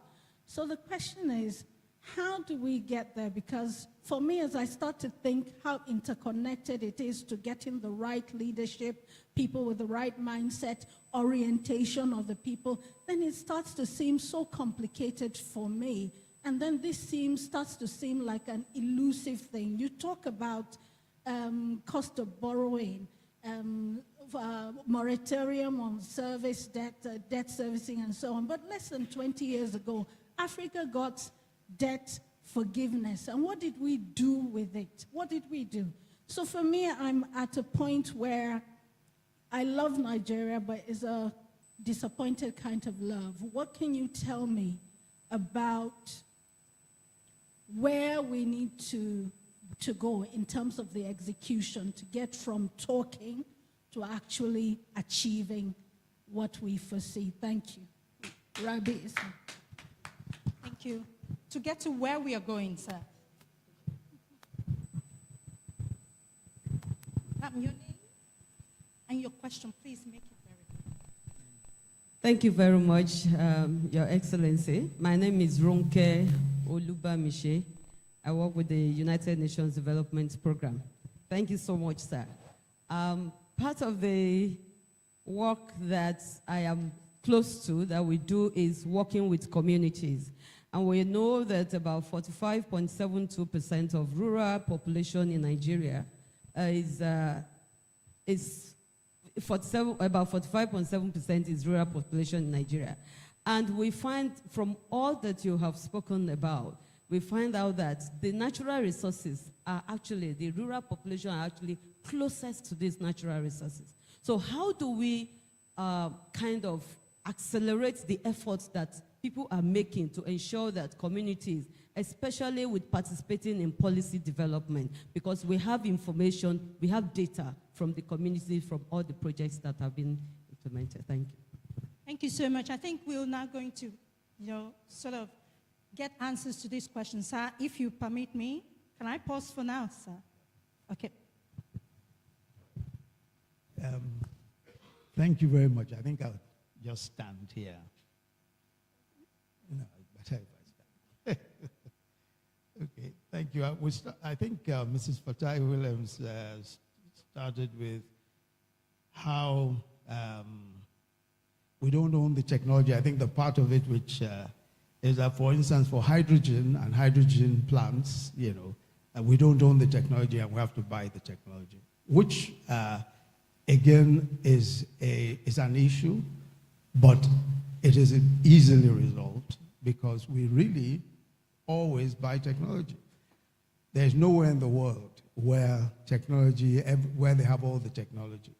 And the places where already hydrogen plants are being developed, obviously they bought the technology, but they are nevertheless producing, So I give examples of Angola, Namibia, Mauritania is even about to start production also.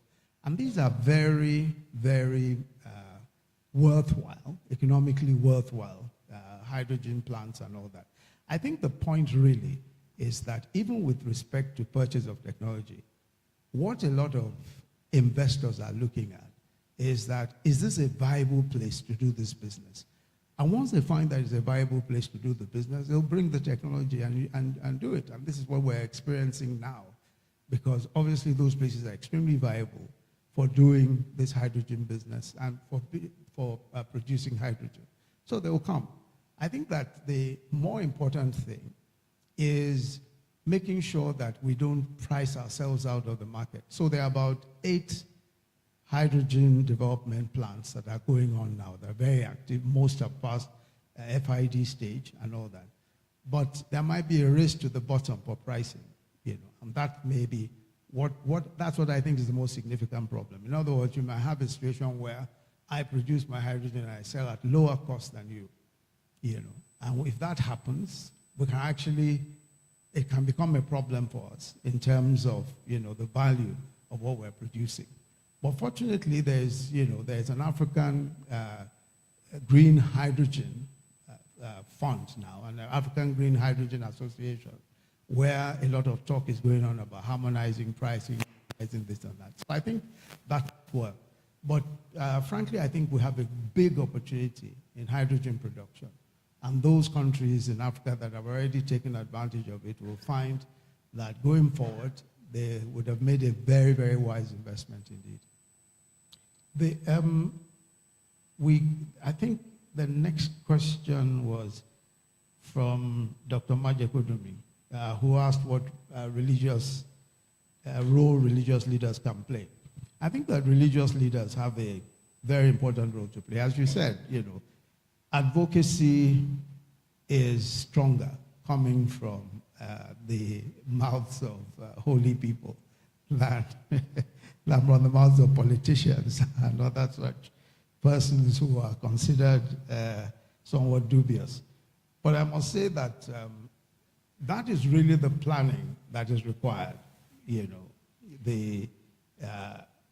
especially in rolling out our own advocacy plans. If you look at the ETP, the Nigeria's ETP, for example, Economic Transition Plan, part of the advocacy is using religious leadership or religious leaders to propagate some of these ideas and all that. And I think that it makes perfect sense because really religious leaders have more or less a captive audience, and I think that it's using them will be very important. Mr. Adebayo wanted to know about this whole issue of Africans speaking with one voice, and how do you get African leaders to prioritize? And I think that this is a problem, and I for one, I perhaps am more familiar with some of the problems around how we execute or don't execute, and I'll come to your point in a moment, and how it is difficult for people anywhere to work together, especially around situations where policies may differ and all that. But I want to say that In the past few years, especially in the past 3-4 years, I've been greatly encouraged by the amount of collaboration that is taking place amongst African leadership and in African countries. It's a great deal of collaboration that's taking place. At the Africa Climate Summit, which was held in September of 2023, African countries came together to define a pathway for their own contribution to the energy transition journey. Now, that was an important first step, very important, because hitherto, none of that was being done. And we had a few, little groupings here and there, but I thought Nairobi in September of 2023 was particularly important. But aside from that, there are several other initiatives, several others, where African countries are coming together. And what is the focus is really the fact that this is a commercial and economic proposition. It's not an emotional or sentimental, let's just get together and work together and be friendly and nice to each other. No. Many African countries are beginning to realize that this is the economic pathway. This is actually the pathway to making resources for themselves and for their countries. So there is a great deal of interest. But more importantly for me is the interest from the private sector. It is the private sector that is the engine of this. All that the private sector really needs is for the politicians to set up the frameworks and all that. So there's a great deal of interest also from the private sector. And if you look at all of these plants, for example, that I've been talking about, all of the agricultural production plants, all of the hydrogen plants, all of the renewable energy plants that have been set up all over Africa, these are private sector led. They are not government projects. So I think that we must, what we're looking at is a revolution that is coming from a stronger private sector. And all that governments are required to do, and we have to keep pushing to make sure that governments do so, is to create the enabling environment, create the legal and policy framework for this to happen. But it is not governments that are going to invest. It is really more the private sector, both local and foreign. Mrs. Rabi Isma said that execution, and I think that you are absolutely right. Execution is critical, and that's where we fail. We fail with respect to execution, but we can't give up because really we have no choice but to ensure that we're able to execute.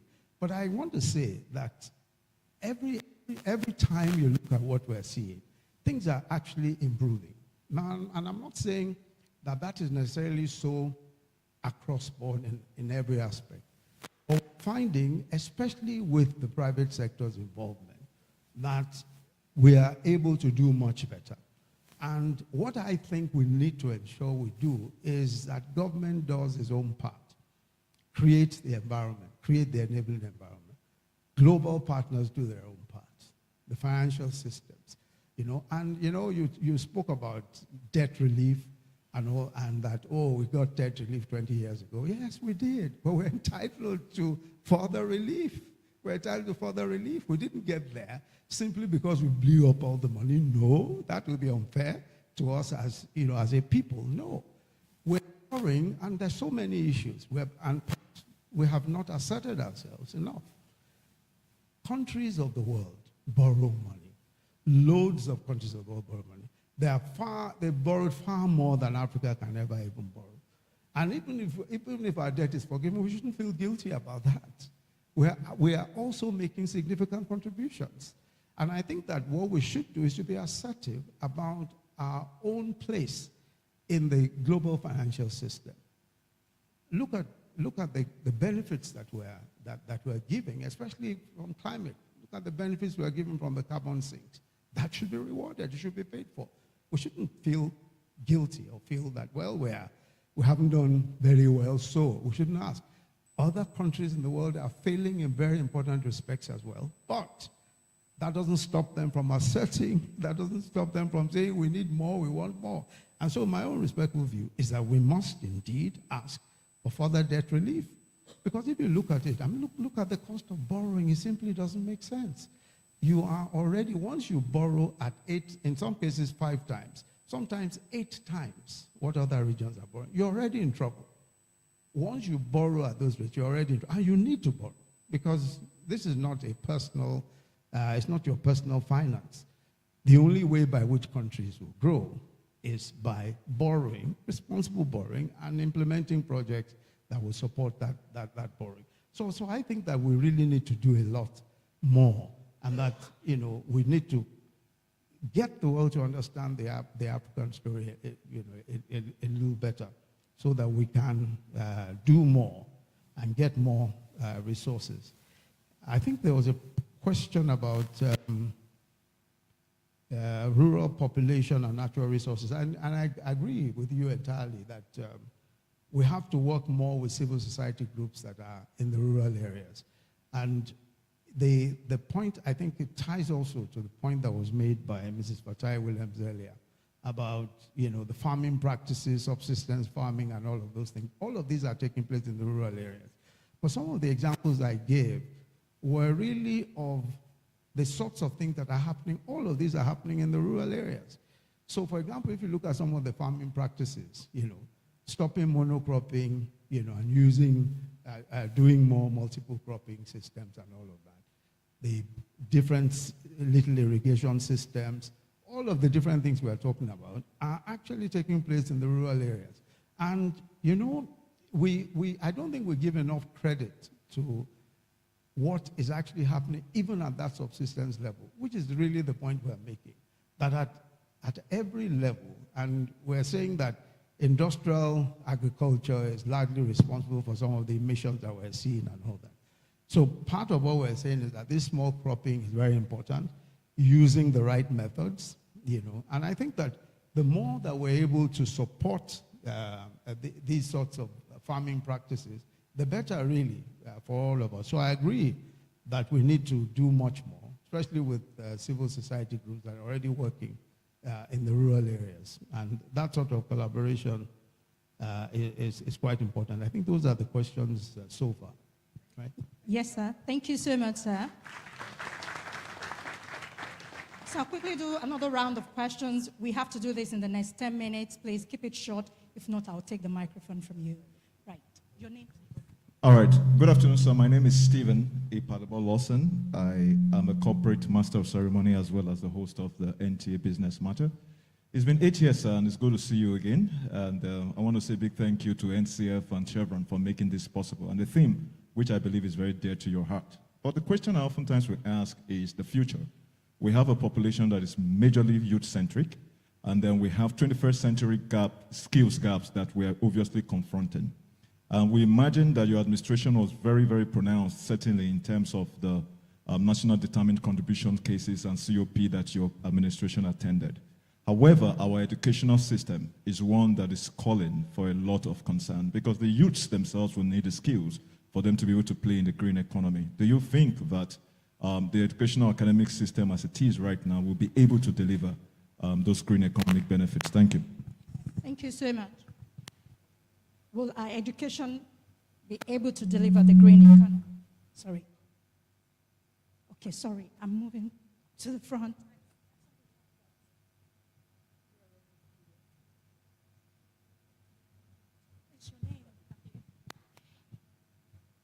His Excellency, all courteously extended. My name is Temilade Alunge, student of Nigerian Institute of Journalism.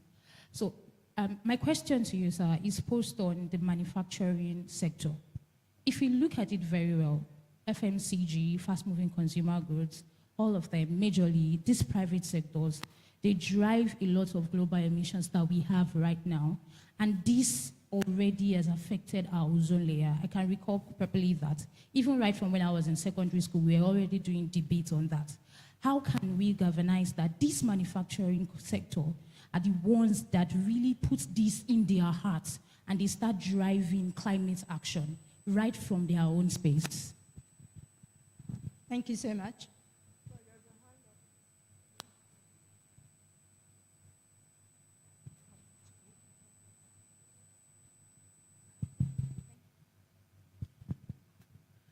Good day, sir. My name is Monday Kano, ex-Football International. I'm currently a youth advocate and environmental advocate. I was so moved with the reference made regarding using religion so that there will be more energy coming from the pulpit. For me, I've always been impressed with the power of sports. As a matter of fact, I'm in talks with the DG of NCF, how to use football as a platform to engage the youth.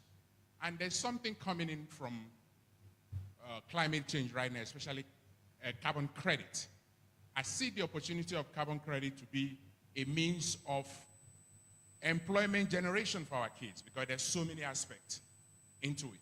So I really want you to speak to the capacity of carbon credit, and also lithium. Lithium is another mineral that we actually have in Nigeria that is a major driving force in green energy. So I think putting all this together, we have the capacity to have our kids engaged. If you can speak to that, sir. Thank you so much. Thank you. Thank you. Sadiq Edu, good afternoon, Your Excellency, and thank you. You spoke on the opportunities around the green economies. However, one area where we've seen a mismatch is the pricing of carbon credits, especially in the voluntary market, with people discounting, international community especially discounting African carbon credits against the equivalent of global prices. Now, one of the challenges that the international community cites is that there aren't the monitoring and verification processes that allow for these carbon credit claiming projects essentially to instill the confidence. So from your experience with the African Carbon Markets Initiative and what you've seen across the continent, where are we in terms of instilling the processes that allow us to start building that confidence, that allow us to either sell the credits or even securitize them against some of the funding requirements that we have? Thank you. Thank you for making it brief. And this is last. Thank you. Good afternoon, everyone. And thank you, Your Excellency, Vice President, immediately pass. Now, I'm Yemi Adiwale, and for us here, we were yearning when you were mentioning the green African economies and mentioning countries, and we felt there was no mention of Nigeria. And we felt it may be that because you are the immediate past Vice President and you were supervising the economy, you didn't want to blow the trumpet. But we still want you to say something. would like you to say something about, in Nigeria, what areas would you want to highlight that we are having some greening of the economy, and what's climate positive growth, how do you see it delivering prosperity to Nigeria? Thank you. I wish I could take more, but we need to move along. Hello. I'm so sorry.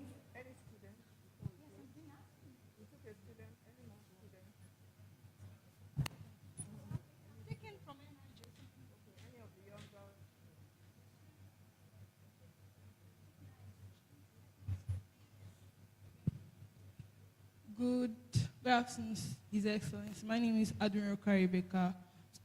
So sad. My question is, like, the green plant, you said that the green plant helps to reduce the global warming and contributes to the climate change, but the climate change also threatens the plant. So how can we do it so it will not be able to affect us and also affect and threaten the plant? Sorry, can you repeat that? Okay. And your name, please?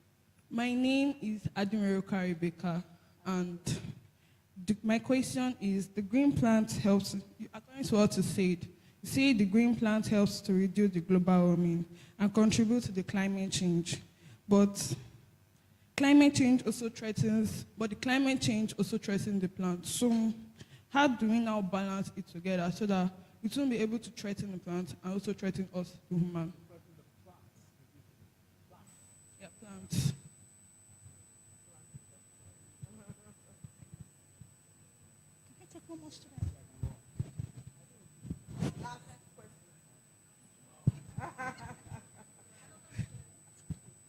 Thank you very much, sir. All protocols to be observed. I'm Lydia Oyejiron from the University of Ibadan. All right, my question is, in continuation of some of the questions that have been asked, if we're to talk about carbon credit, carbon financing, and now centralizing down to Nigeria, It means that we must have a knowledge of what obtains. And when we talk about valuation of biodiversity and nature. So I would like to ask, and this also implies that we would have technologies that would be able to give us up-to-date data of these information that we need. For example, I'm a student of Forest Biometrics and Information Systems, and I know that sometimes we need equipment such as LiDAR to be able to get such information if we have to go into the forest, for example, the national parks. But we do not have that. So how am I able to compete with, first of all, other people from other countries or from other nations who have access to these things if I want to be proud that I'm from a product from this country, one. Two, how am I also supposed to be able to support research work, in the country, which is also going to be able to give me a proper valuation of biodiversity that we have in Nigeria, and therefore we can make calls for carbon credits and carbon financing. Thank you very much, sir.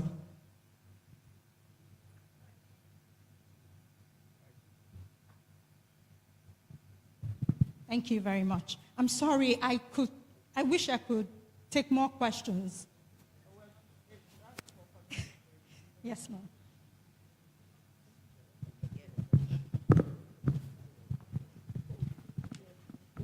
Yeah.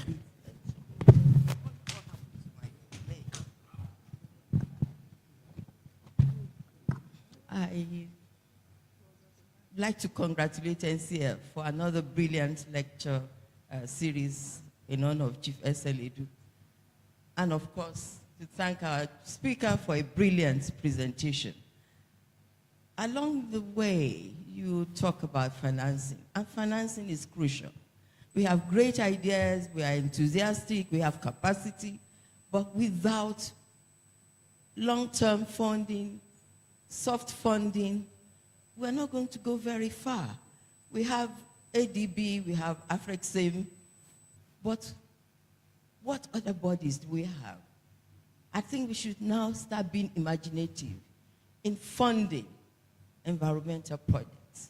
Perhaps you might be able to enlighten us more on how we can have access to these sort of funds, especially the rural areas where you have cottage farming, informal participants who are far removed from where to get credit, to get funds. How do we reach out to them? How do we encourage more organizations, more funded bodies to come to the aid of this? And we know Africa is the next frontier, so we should find a way to get them to come and bring these funds. Thank you. Thank you so much, ma'am. And last question. Okay. Thank you very much. It's good mine is the last because having a quick conversation with someone on and confirming that indeed there is a study, a survey that's being carried out on the impact on Lagos State, as it pertains to the Dirty December that just passed. And I was thinking that how would eco-tourism also play its role, because coming from Calabar, the Carnival, Dirty December in Lagos, and hearing the impact on the economy. If African countries indeed can come together and seeing the wave Africa is doing on the tourism sector, the livelihood, of the local economies of, places could be enhanced, and if the locals know that if they preserve their habitat, that's a way of providing further income for them. I'm sure that it will be a strong way to advocate also the issue that we are talking about, because I've seen there is enough time, but it's certainly something I consider governments considering in advocacy by creating ecotourism in the various sectors. Thank you. All right. So yes. So last.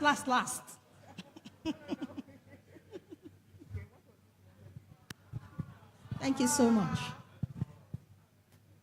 Thank you. I'm so sorry. No, you can't do that. No, you can't do that. Sorry. Okay, this is what happened. Okay, we promised that before that we were coming. So sorry. So that's why we have to go back. All right, I really do apologize for the raucous. So what I wanted to ask was because I had drawn a lot of references from what Your Excellency had expressed. And you touched on what we're blessed with in Africa. You touched on debt relief. You touched on the resources that can be generated from the private sector. And I think that what we have there are the components of a possibility of solution, essentially. Because of the burgeoning industry within renewable energy right now, we have the debt for climate swap that is also in process right now. I think that our private sector needs to start to look at the nano, micro, and the medium scale sustainably driven enterprises so that they begin to pipeline the number of funding, both on a micro level, on a macro level as well. And I think that speaks to what you had said also, that it's the private sector that needs to drive the essence of this conversation. All government needs to do is to be able to establish the enabling environment. So my question is, as a legal luminary, and also I have the Commissioner for Environment here, who's also a legal luminary, can we start to look at the reforms and the policies that will start to shape all of the necessary components and the dynamics for us to have this market running as fast as possible? Thank you. Thank you. And on that, we come to the end of question and answer. No, question session. Now we're going to the answer. Over to you, sir.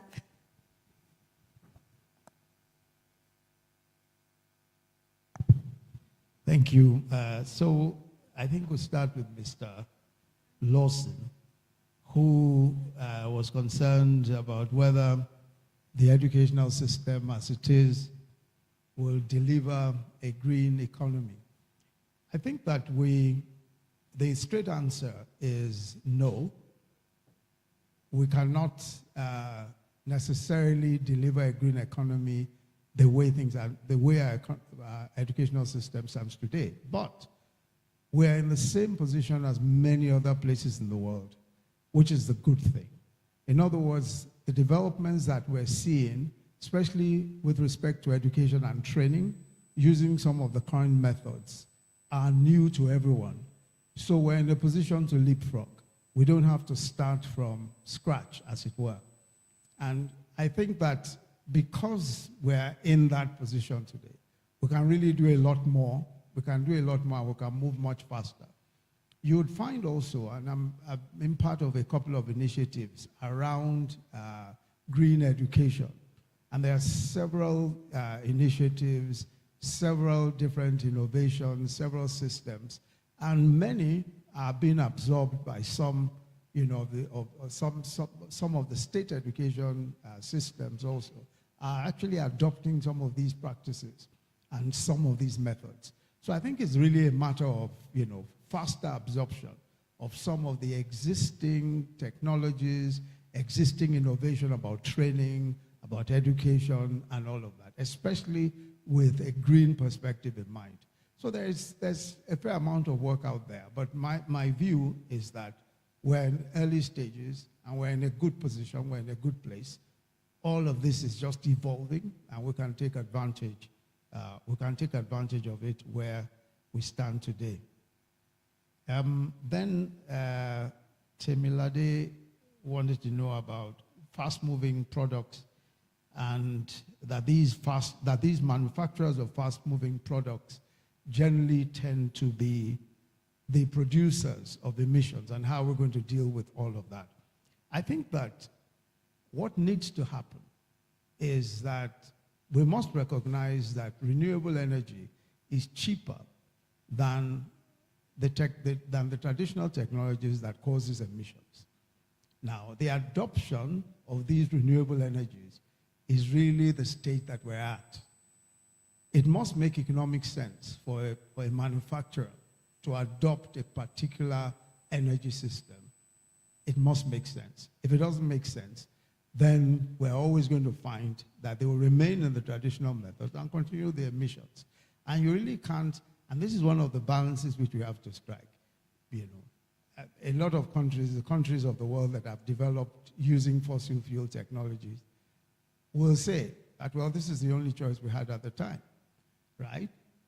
In our case, we can say that yes, for now, because of the rate of absorption of technologies, perhaps that's the best we can do. But it's becoming more obvious, as I pointed out, that the cost of renewable energy is becoming much cheaper. So as an economic proposition, it's making sense. It's making more and more sense. I had a discussion, a group of us from the Climate Action Platform for Africa, had a discussion with manufacturers of cement and some manufacturers of steel products here in Nigeria, and about the rate of adoption of renewable energy. And several of them are already considering using renewable energy because in some respects, in some of their processes, it's cheaper for them. So I think that we will get to the point, and it may not take that long, where especially manufacturing of fast-moving products, that's not even very intense, not very energy intensive. It's not as energy intensive as manufacturing cement, for example, or steel. I think we'll get to the point very quickly where it will just make perfect sense to use renewable energy so we can actually resolve the problem of emissions. Mr. Monday Kanu talked about using football as an advocacy tool. I think that many of us in this country watch football. I'm not so sure how, but I'm sure that you will be able to come up with some ideas about how that will be done. But certainly, it will make perfect sense, if we're able to use a sport that obviously catches the attention of a vast majority of our people. So certainly, I think that would be wonderful if we're able to find the means of doing so. I'll take your question about carbon credit. You spoke about lithium as well, that we have lithium. And indeed, we have. And I'm sure you're also familiar with the fact that already we have about 2-3 major lithium processing plants, one in Nasarawa State, another in Kaduna, where lithium is already being processed. So I think that we're in a reasonably good space. Again, I absolutely rely on the private sector to be able to do a lot of this. But once the economic opportunity is there, money can be made, people will invest. And so we've seen that there's a lot of investment in lithium, Again, what we need to do is to ensure that we have the right policies. One of the policy issues that in the past had been a problem for us in Nigeria as well as in the rest of Africa was that we did not have policies in place that insisted that you don't export raw ores, you don't export ores, that there must be some beneficiation, there must be some processing before it's exported. But now, almost 42% of countries in sub-Saharan Africa, outside of North Africa, have those kinds of policies that insist that you must start with local beneficiation, which I think is a good thing, and it will certainly improve our capacities. And if that beneficiation is done with renewable energy, all the better for us. So I think that lithium, as well as other, metals and other strategic metals, we have an abundance of them in Africa. We have an abundance of them also in Nigeria. So I think the opportunities are really quite clear. But I'll take your question on carbon credits along with Mr. Edu's question also on carbon credits in voluntary markets and some of the problems that we're experiencing. There is, as you know, an initiative, and I think you mentioned the African Carbon Markets Initiative. Now that initiative is important because it is the first time that African countries and their friends are coming together to define an African carbon markets program. Now, each country is required to have its own carbon market activation plan. And there are several countries that have already either started or are at the point where they are already active. For example, Kenya is very active. Nigeria last year took the decision to activate its own carbon markets. But again, as you point out, there are problems. One, of course, is the pricing of our carbon. Now, the pricing of carbon requires not just verification, but it also requires some good faith. and good faith also on the part of the verification agents themselves. So today you'll find that African carbon sells between $5 and $8, whereas the European carbon is $30 or more. So there's a huge gap. And a lot of those who want to invest in the African carbon market may think that this doesn't make much sense, because even the cost of setting up the market and all of that, and then the cost of the actual projects may not be justified if the carbon pricing is poor, is low, such as it is today. So what we're trying to do now is to see how we can properly regulate the market, get fair pricing. There was a lot of blowback from what some people called greenwashing and all sorts of things in the carbon market. People felt that because the African carbon market was not properly regulated, someone could simply come in here and say, I have credit worth X, whereas the credit may not be worth that much and all that. So I think the initiative, the African Carbon Markets Initiative, is a good one, and it's something I think that will eventually help to develop the African carbon markets. And especially because we are working with different countries. Countries are not left on their own to just do what they like. So the fact that they're all part of the club, as it were, will be helpful, because best practices will be learned and shared and all that. But it's early days, quite frankly, and I think that we will make the kind of progress that is required, as time goes on. One of the problems, and I think this is a very major one, is with respect to forest reserves. Where there's a very prominent company, a UAE company, that's buying up forest lands, here, practically all over Africa. In fact, some countries have sold up to 8 to 10% of their land area to this UAE company. About 5, 6 different African countries have actually sold anywhere between 5 and 10% of their actual land area to these companies. Now, what they say is that we're buying the forest lands to preserve so that we can generate carbon credit, right? Now, when they take the forest, they actually will preserve. But the question really is, how much are you taking it for? What is the benefit to the country itself? What is the benefit to the local communities? So we're at a stage where, there's a lot going on that needs to be properly regulated. Countries need to be advised properly about sale of forest reserves, especially with respect to carbon pricing. So there is I think that we're in an interesting phase. But I'm quite certain that with the kind of attention that's been paid to it by people all over the world, by experts and various people all over the world, we will achieve some, reasonable level of integrity in the carbon markets, in the African carbon markets. Mrs. Yemi Adewale was concerned that I did not mention Nigeria often enough, and she found me an excuse that perhaps it was because I am Nigerian and I was involved with the Nigerian economy for the past 8 years, etc. Well, I think that I did, mention Nigeria a few times, but again, one is careful because we are talking about Africa. There are 55 countries. We have to be at least mindful of that. But let me just say that Nigeria is a place where, even in relative terms, there's a great deal of activity going on in the green industry, or perhaps in the energy transition journey. A lot going on. Solar plants, for example, there are several solar plants, including the assembly of panels, lithium assembly, even lithium batteries, some assemblies taking place, processing of lithium, for instance, we've heard about that.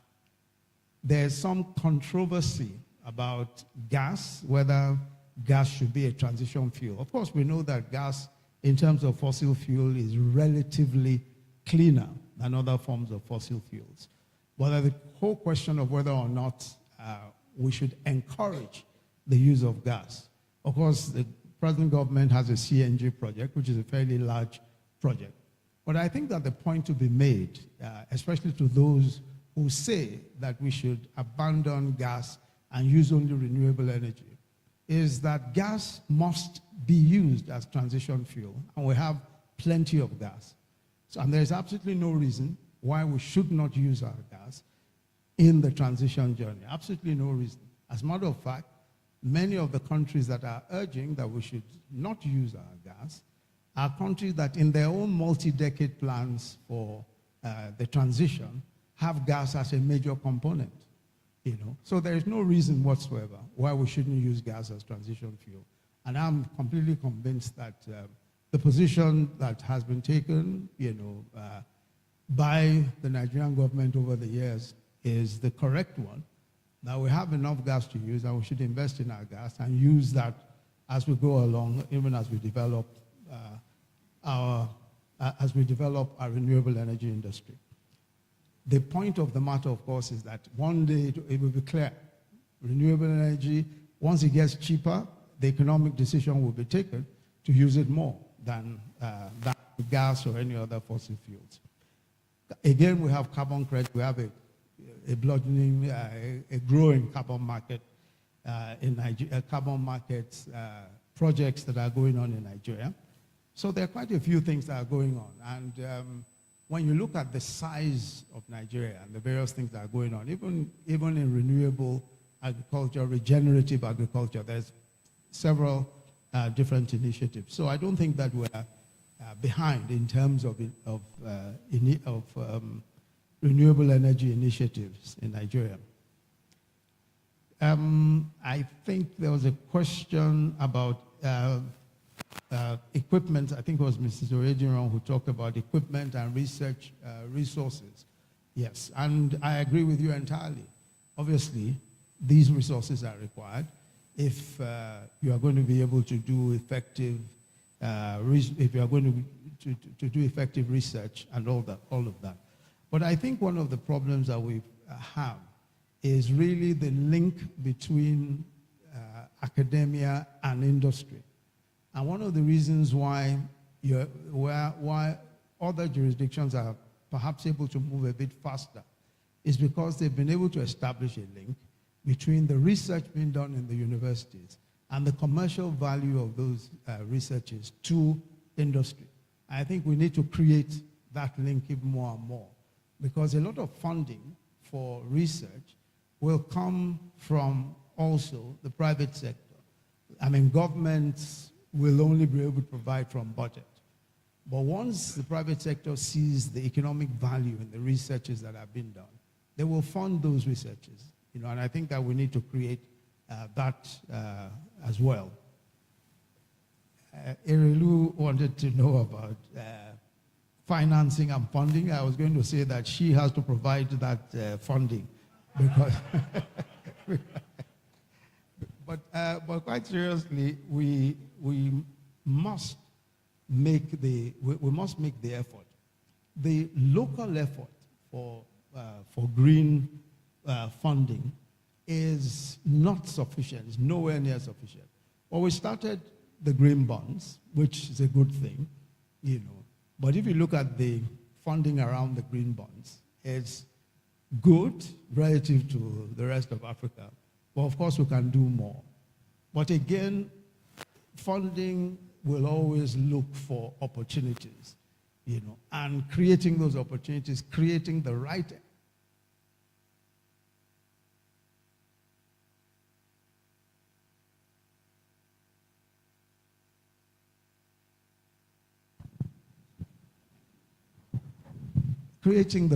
regulatory environment, the right policy and regulatory environment is important to attract funding.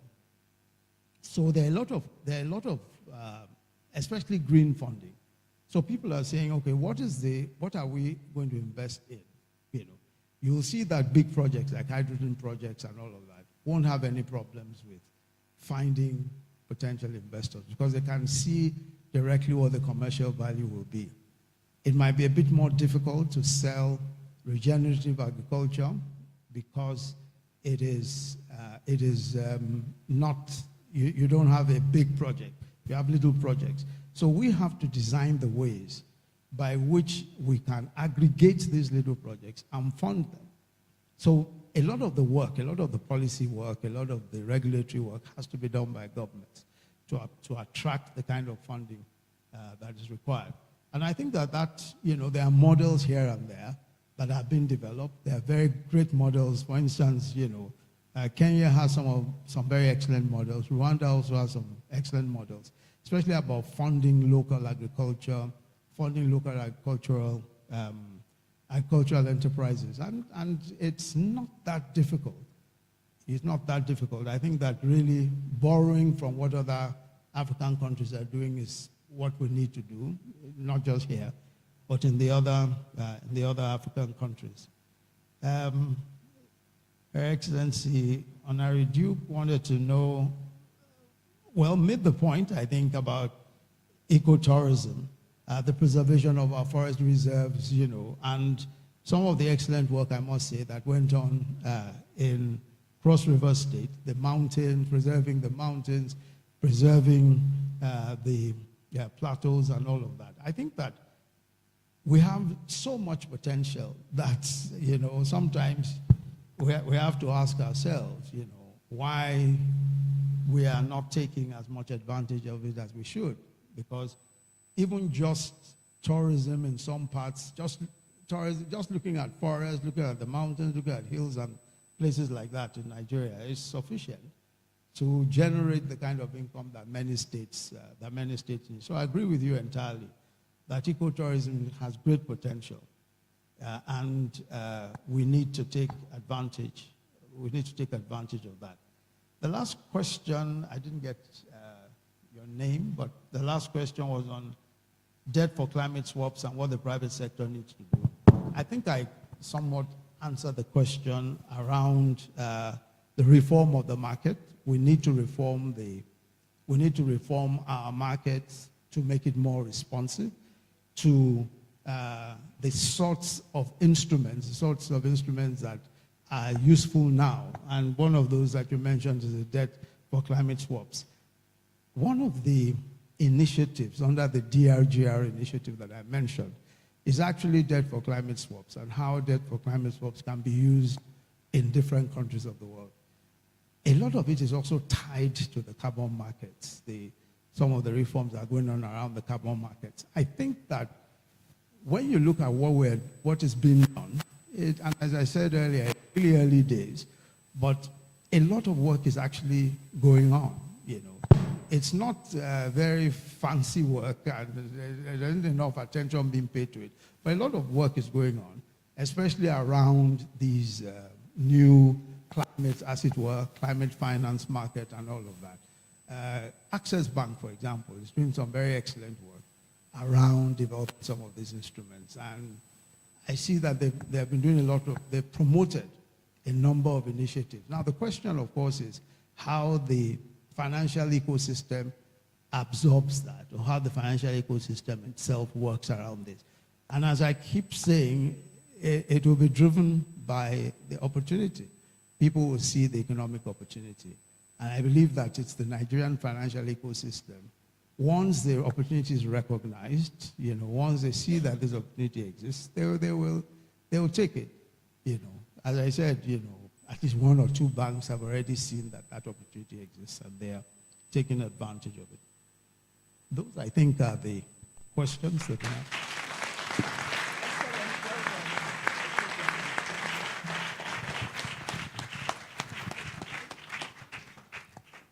Please, can we just do another one?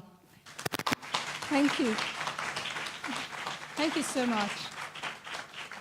The second one is because we've learned so much here today. I mean, all of us, I'm sure we've learned a lot, so many things, which is why I like coming to the SLA lecture. So if you've learned anything at all, there's only one thing I want from you. We do selfie. I've been seeing some people doing selfies. Please, let the world know what you've learned. NCF is on all the social media platforms, and it is NCF Nigeria. Kindly tag us there and let us know what you've learned. You can take your selfie and then tag us there. The hashtag is SLEDU 2025. That's SLEDU 2025. Kindly do that. It won't take you up to 2 minutes. While you're doing that, we'll also be hearing from the goodwill message from the representative of the Lagos State government, governor, by calling on Mr. Wahab, Tokunbo Wahab, yes. That's the Honorable Commissioner for Environment.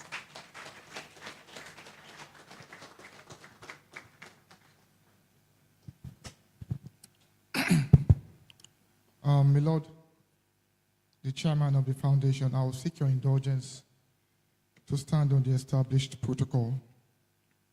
I came with a prepared speech, but I'm going to discountenance it and speak extempore. Because when you listen to a professor of law, a senior advocate, speak extensively on this topic, so there's no need to flog this topic. So I'll just speak on what we're doing as a state differently in the past few years. For those who know Lagos, and those who don't know Lagos, Lagos is just 3,557 square kilometers of land. A third of it is water. Swamp, lagoon, Atlantic. Now, this is the smallest state in the country. However, this state accommodates 10% of the country's population, and they come in every day, no problem. I go to Ekwe every week. I'm from Ekwe. And whenever I go to Ekwe, I can close my eyes and tell you what happens on both sides of the road. And I've been doing this for about 25 years. However, in the past few years, some things have changed. If you go into Ekwe Ikorodu Road, that's the old road, you notice the conserved wetland area between Agbowa and Itokin and Ketu. Ketu and Molajoye have been taken over for real estate purposes. Now, if you're coming back to Lagos from the new bridge between T-Junction and Ibeju down to Lekki, you notice same thing is going on both sides of the road. That is existential to a state like Lagos. If you destroy your wetland, you're destroying the ecosystem, and it's a recipe for future disaster. As though that is not bad enough. We are below the sea level. So people don't understand when some of us insist that you can't build on a channel path for water. I've had people threatening me to do all sorts. That why will you remove our houses? And I said to somebody, I said, you built an estate on System 1, for instance. System 1, for those who know Lagos, was gazetted in 1974 by General Mobolaji Johnson to take the water from the whole of the mainland and discharge into the lagoon, from Ogba, through Maryland, Ikeja, through Arewo Jobe, down to the lagoon. And you chose to build on it and narrow that part. That is why Mende village was always getting flooded. Or you come to System 44, around Ogombo, and you built an estate without a permit. Or even System 157 behind your conservation foundation. And the animals were restless because the water level was always high. The water cannot discharge. What we found out was this. People that know better, Lagosians, conniving with some other individuals, chose to obliterate the path of the natural stream. And water must always find its level. Hence, our decision to be very firm and decisive when it comes to protecting this ecosystem. Last year, we banned styrofoam. There was so much hue and cry. And I remember the governor had to call me one midnight. He said, are you sure you are fine? I said, I'm fine. And why did we ban styrofoam? There was a national policy in 2022 that it's time to ban styrofoam, let us face it out. But how about the will to implement it? So we reviewed the whole stuff, and January last year we chose to ban styrofoam with a projection, but in 12 months, that's from this month, single-use plastics will have to go. They are tough decisions. And tough decisions must be made as leaders. It's not supposed to be a jamboree or a party. So why are we doing this? We're doing it to protect the ecosystem and protect the states. So collectively, we are keen into this. Milord may not know. I go to the house at Ebute in Epe when Chief was alive. As a young man, I go. Some of us will sit down, will tell us things and tell us why he even built the house by the lagoon in Epe. So I'm not surprised that this is going on in his honor. I'll just have to plead that let us keep it flying because it gives so much to this state and this country. Thank you very much.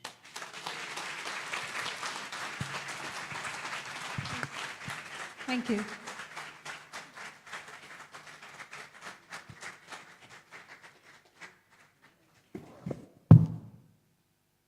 Prof, sir, I think Lagos State is sort of learning from you. You said there should be structure policy for climate positive growth. But then one wonders, because I know that Mr. Wahab has been the eye of the storm, so to speak, with Lagosians, like he's just destroying everything. So then how can we balance it now? We must develop at the same time. We must protect the climate. California is developed. Nature is nurturing them. May God help us. So moving ahead, we're going to be talking about the some have benefited from the Nigerian Conservation Foundation over the years for their project, their PhDs and all. So just now, I want to be sure the guys at the back have my back. Thank you very much. So they're just going to show us a short clip on what we've achieved over the years with past, we hear the testimonies of past recipients of the award. Please, the video.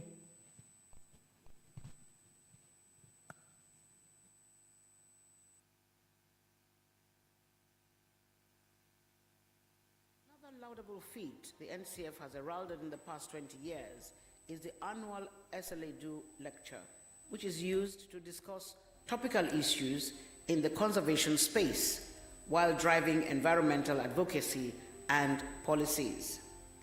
One of the highlights of this annual lecture is the award of the Chief SLA-Do Research Grant sponsored by Chevron Nigeria.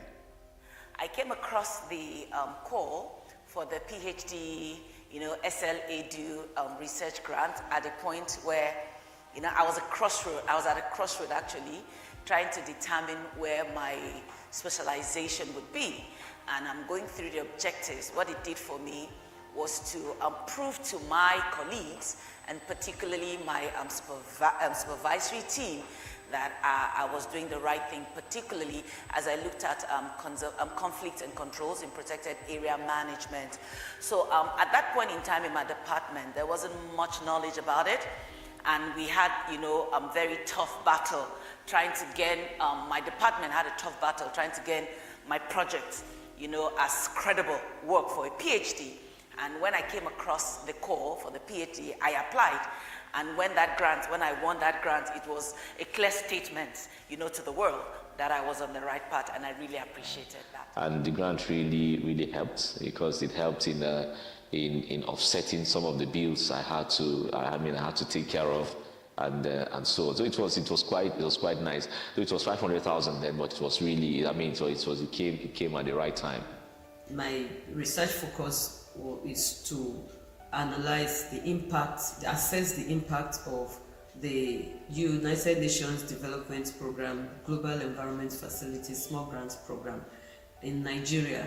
The UNDP-GEF Small Grants Program has supported a couple of projects in Nigeria, environmental initiatives, especially targeting communities that are directly linked to the natural resources. They are closest to the natural resources. And they have built their capacity, created awareness, empowered them to be able to manage the environment in a better way, sustainable way.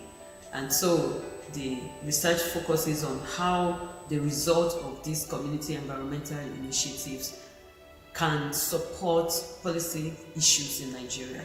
So one of the findings is that the results of this project can actually supply so much information, data for policy development. It can also bridge the gap between policy development from the top and connecting them to the community, such that the people who are directly doing the work at the communities can also contribute to the process of developing policies. And this is one of the beauty of the research focus. I want to appreciate the Nigerian Conservation Foundation again for giving me the privilege to be a beneficiary of the Chief SLEDO research grant. Thank you.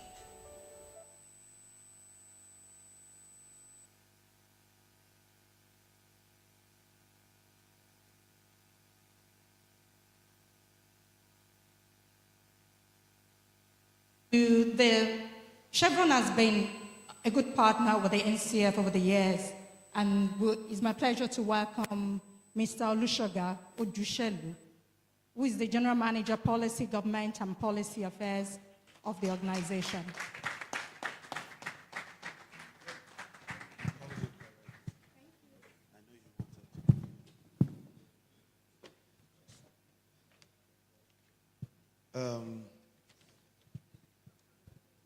Your Excellency, former Vice President, and all the distinguished leaders, I will plead your indulgence to stand on the existing protocol. I bring greetings from the Chairman Managing Director of Chevron Nigeria, Mr. Jim Swartz. He wants me to thank NCF for the collaboration with Chevron on this laudable initiative. And I'm also happy to attend this memorial lecture, being my first time in this role, and I've learned a lot. Prof, thank you so much, sir, for educating us. And I want to say a big thank you for being very clear about the fact that we need the transition renewable energy, which is the use of gas, which is a vast natural resource that we have in the country. And this is an area where we in Chevron, we come into a partnership with Nigeria and also with NCF. On behalf of Chevron Nigeria Limited, I want to appreciate your attendance at this event, which aims to inspire us individually and collectively to work towards environmental conservation. This is a key factor for well-being, economic growth, and prosperity. Our Chief Edu's vision for Nigeria Conservation Foundation still strives up to today. This is after 45 years, and is going and is waxing strong. I commend the President, the Board, management, and staff of NCF for upholding this vision and strengthening the institution as a leader in nature conservation in Nigeria and beyond. We are proud to support this enduring vision as a company, and this year's lecture, which is titled Green Africa's Economics, Can Climate Positive Growth Deliver Prosperity, addresses the critical impact of climate issues on economics and environment. I want to again thank His Excellency, Prof. Yemi Osinbajo, for his erudite insight on this theme. His call to action inspire the necessary optimisms and underscore the urgent need for collaborative efforts to achieve Africa's sustainable future. Chevron Nigeria values a lower carbon future. We've been investing in reducing carbon intensity and expanding lower carbon businesses. Chevron Corporation, for your information, is a signatory of the Paris Agreement, which is an international treaty on climate change, and Chevron Nigeria supports the Chevron Corporation's commitment to global net zero goals. Chevron Nigeria also enhances environmental performance with innovative projects in energy efficiency, flare reductions, renewables, and carbon capture. In Nigeria, we collaborate with the National Climate Change Council on developing the carbon market framework. Chevron Nigeria's vision is to be the regional energy company most admired for its people, partnership, and performance. We aim to develop affordable, reliable, clear, ever cleaner energy that enables human progress. In line with this vision, we have maintained a mutually beneficial partnership with the Nigerian Conservation Foundation, producing commendable projects to conserve our environment and build Nigeria's economy. One of these projects is the Lekki Conservation Center, which is being talked about today, built with funds provided by Chevron Corporation in 1992 as a reserve sanctuary for rich flora and fauna of Lekki Peninsula and a significant uptake of available carbon dioxide in the environment. We're also looking forward to the Abuja project, and we're going to talk more about that.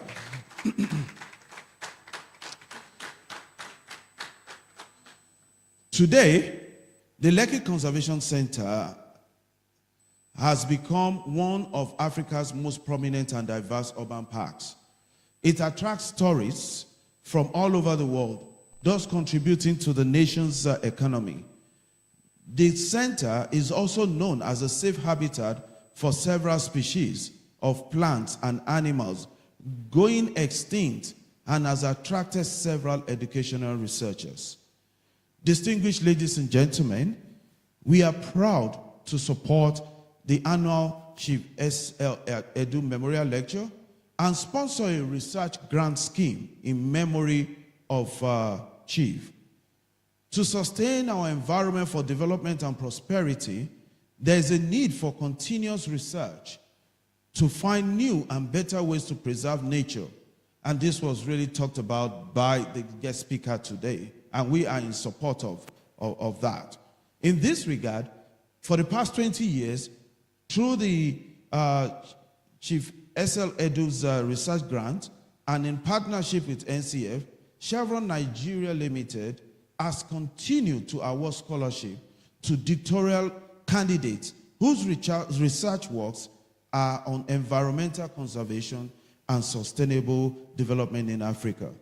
And I'm happy to tell you today that about 38 PhD students benefited from the grant since its inception.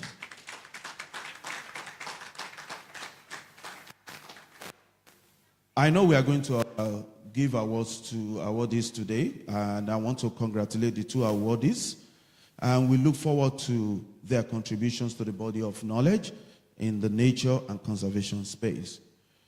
I also encourage every one of us to commit to preserving our environment. This is a collective effort.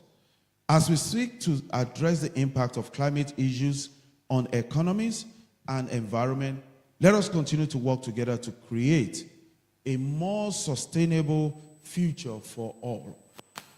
Let us prioritize the environmental integrity and equitable solutions to keep global climate goals within reach. With the right sensitization, advocacy, and action, we can collectively contribute and deliver the needed climate-positive growth for all prosperity. I want to thank everyone for being present today. Thank you.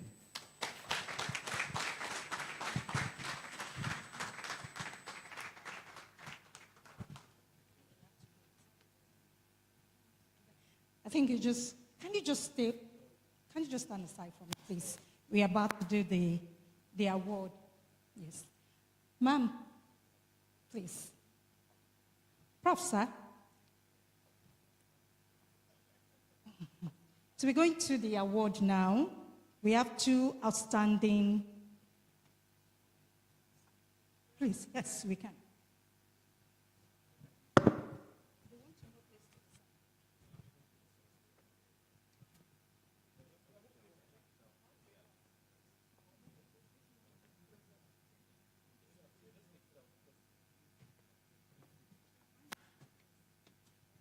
Thank you.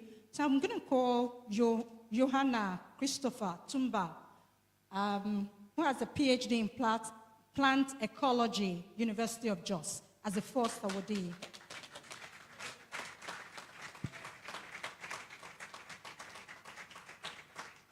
Keep the applause going. Thank you. Thank you very much.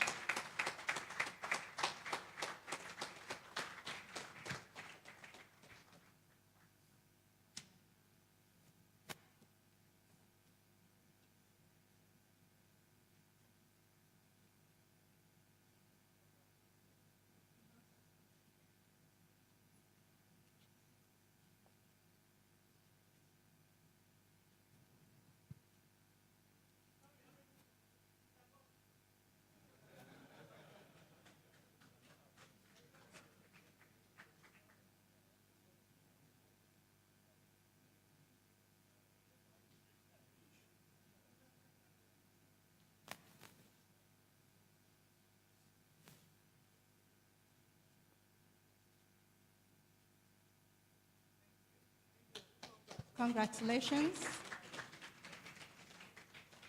And then the next person is Oluwatoyin Mary Oluyinka, PhD, Forest Information Systems, University of Ibadan. Well done.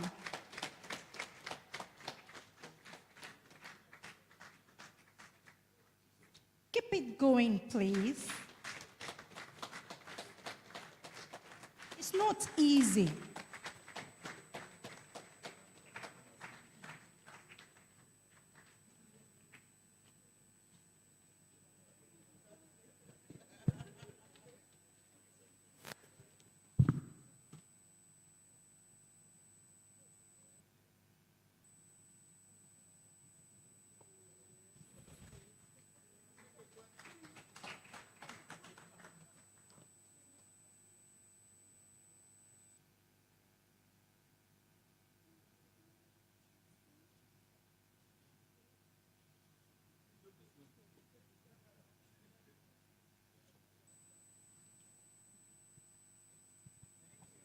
Congratulations.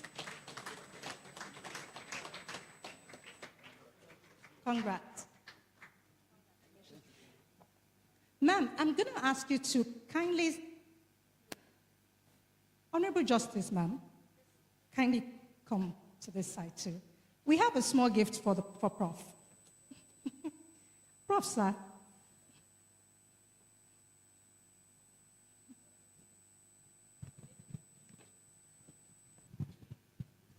Thank you very much. This is a token, real token, but we hope you'll place it at a strategic place on your mantelpiece.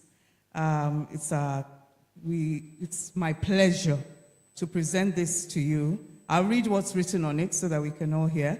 Award of Excellence, presented by Nigerian Conservation Foundation to Professor Yemi Osinbajo, SAN, GCON, former Vice President, Republic of Nigeria, as the guest speaker at the 23rd Chief SLADU Memorial Lecture, dated January 14th, 2025, and it's signed by our President, Isioma Philip C. Asiodu, and I have the pleasure of presenting it on his behalf. Thank you very much, sir.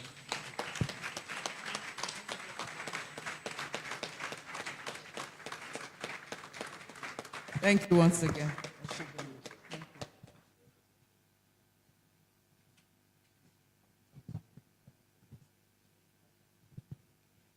Now we're cruising home.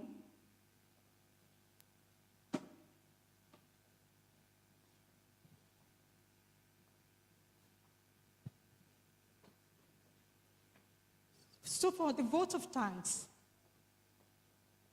I'd like to call on Mr. Boyega Edu on behalf of the Edu family.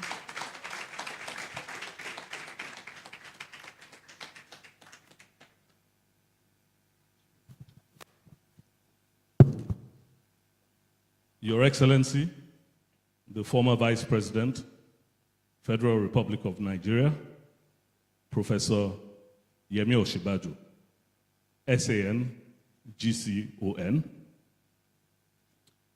the Governor of Lagos State, represented by the Commissioner for the Environment and Water Resources,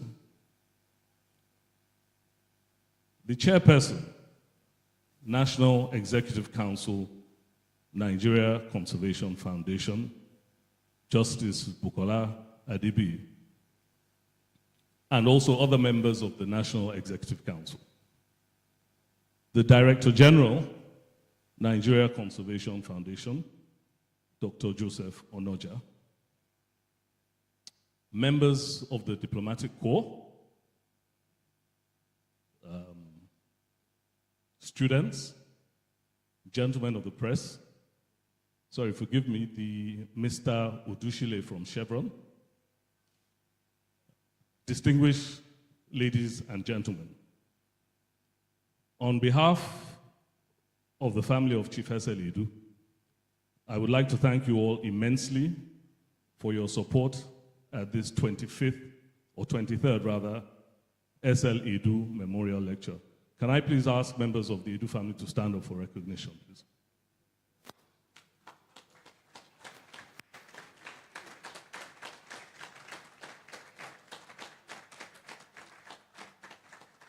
You may all take your seats, please. As I proceed, perhaps Your Excellency will kindly indulge me in a little flourish.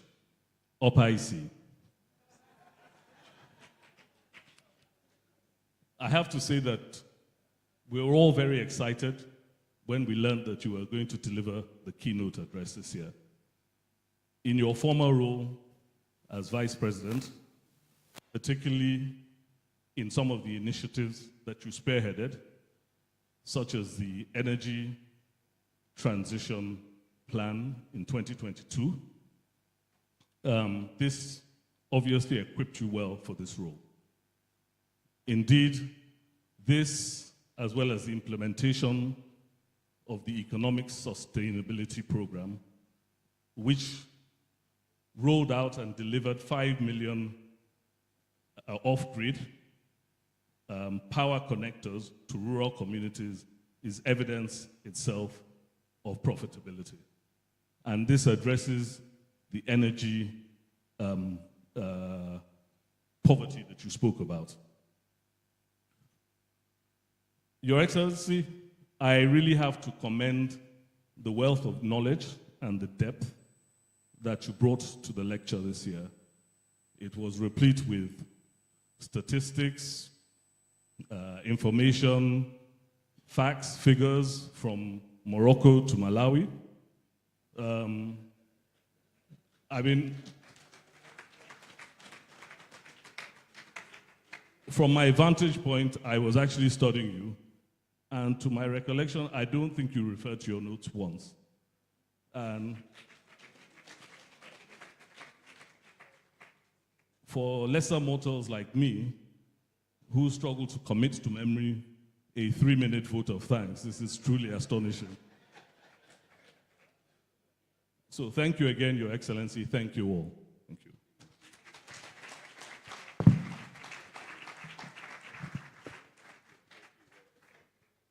Thank you so much. I thought I was the only one that noticed that, but then I said to myself, he's a professor.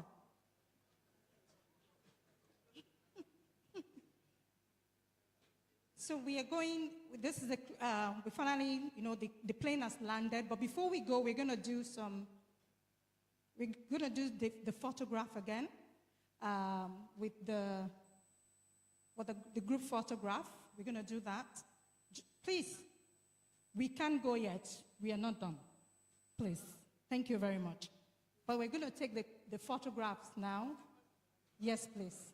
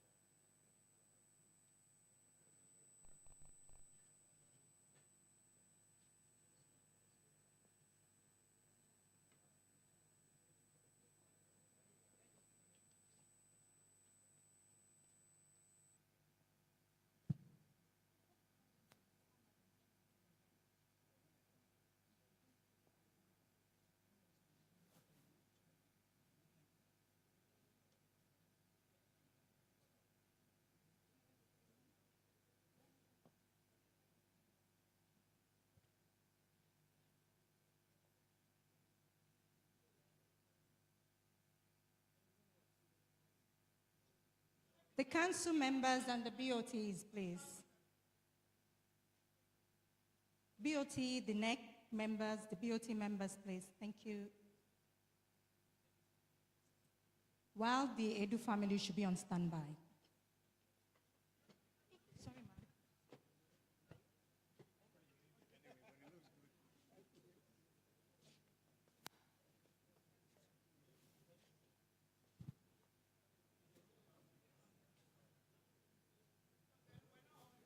Sorry.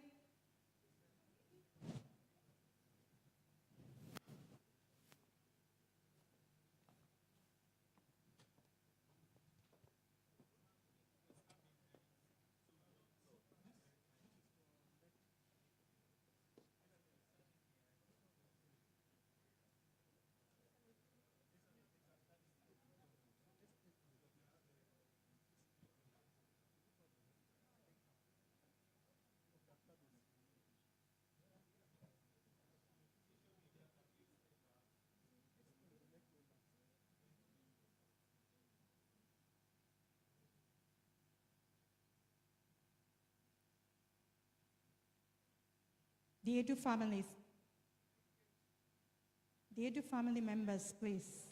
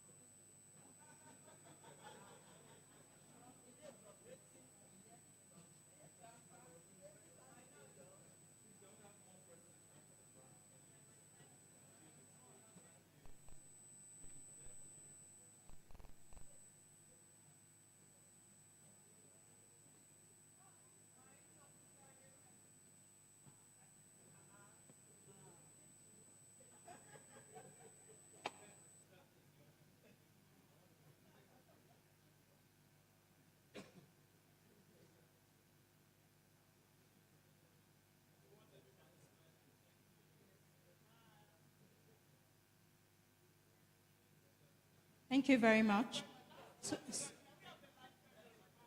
The Life Fellows, please. Life Fellows.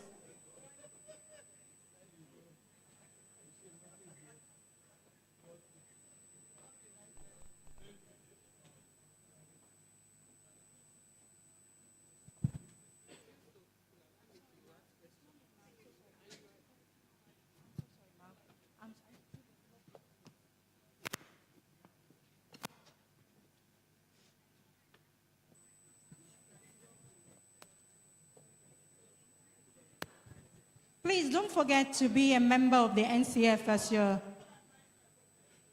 And special advisors, please.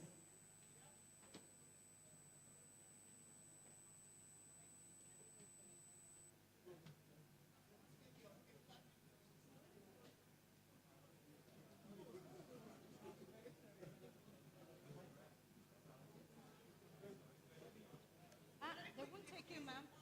You have to go to the back. You have to go to the... Yeah, you have to go. You have to go to...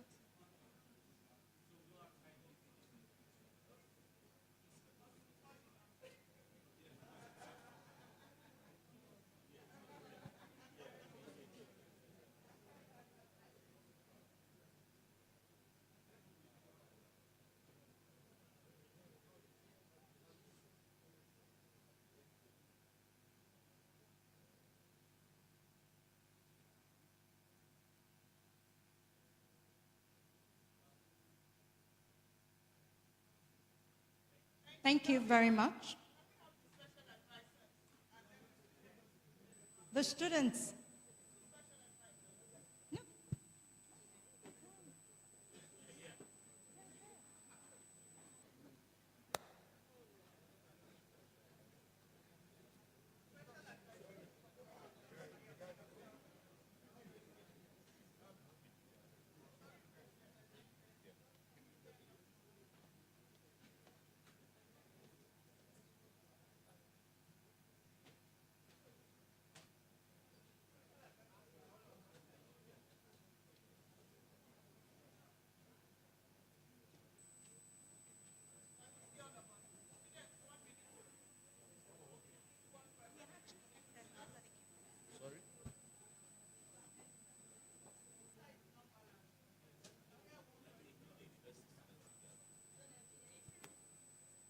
Students be on the standby, secondary, university, polytechnic, tertiary. Oh, secondary and tertiary, please be on the standby.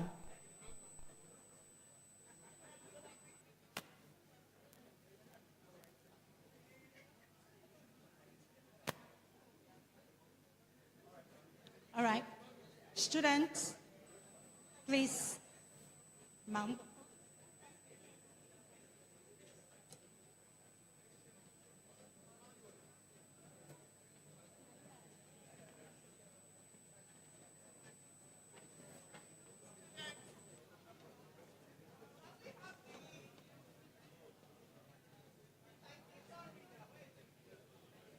GCON, NCF staff, please stand by. Come over. NCF staff.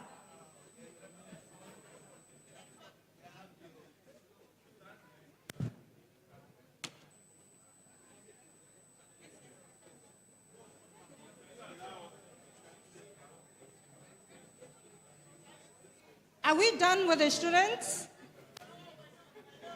Photographer, please. Can we be? The prof needs to be somewhere.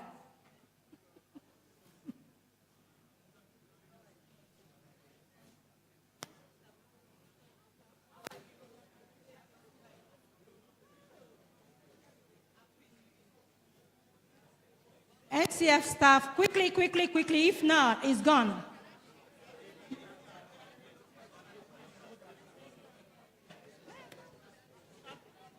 Staff.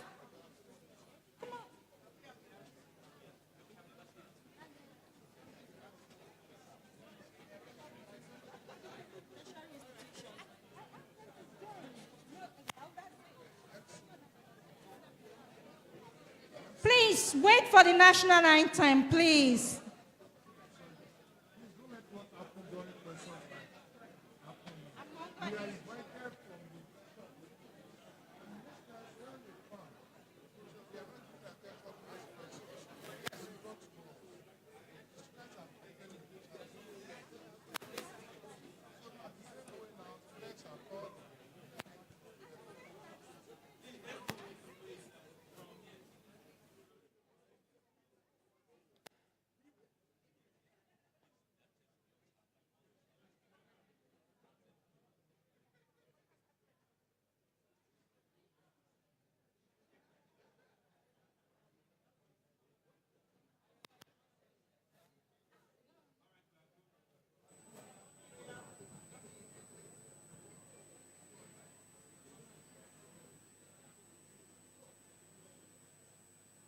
Please, can we have the national anthem, please?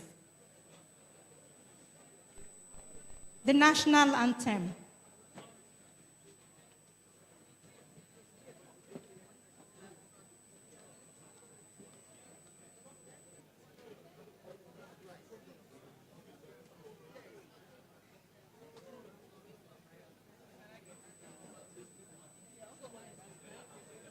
The national anthem.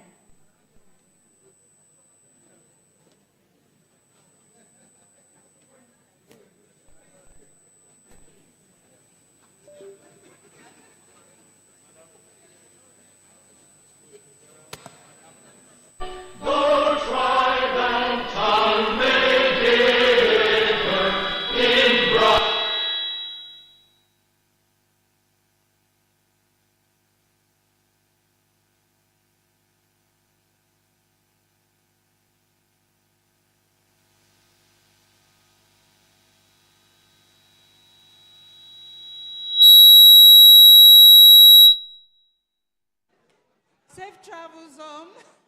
Thank you for coming.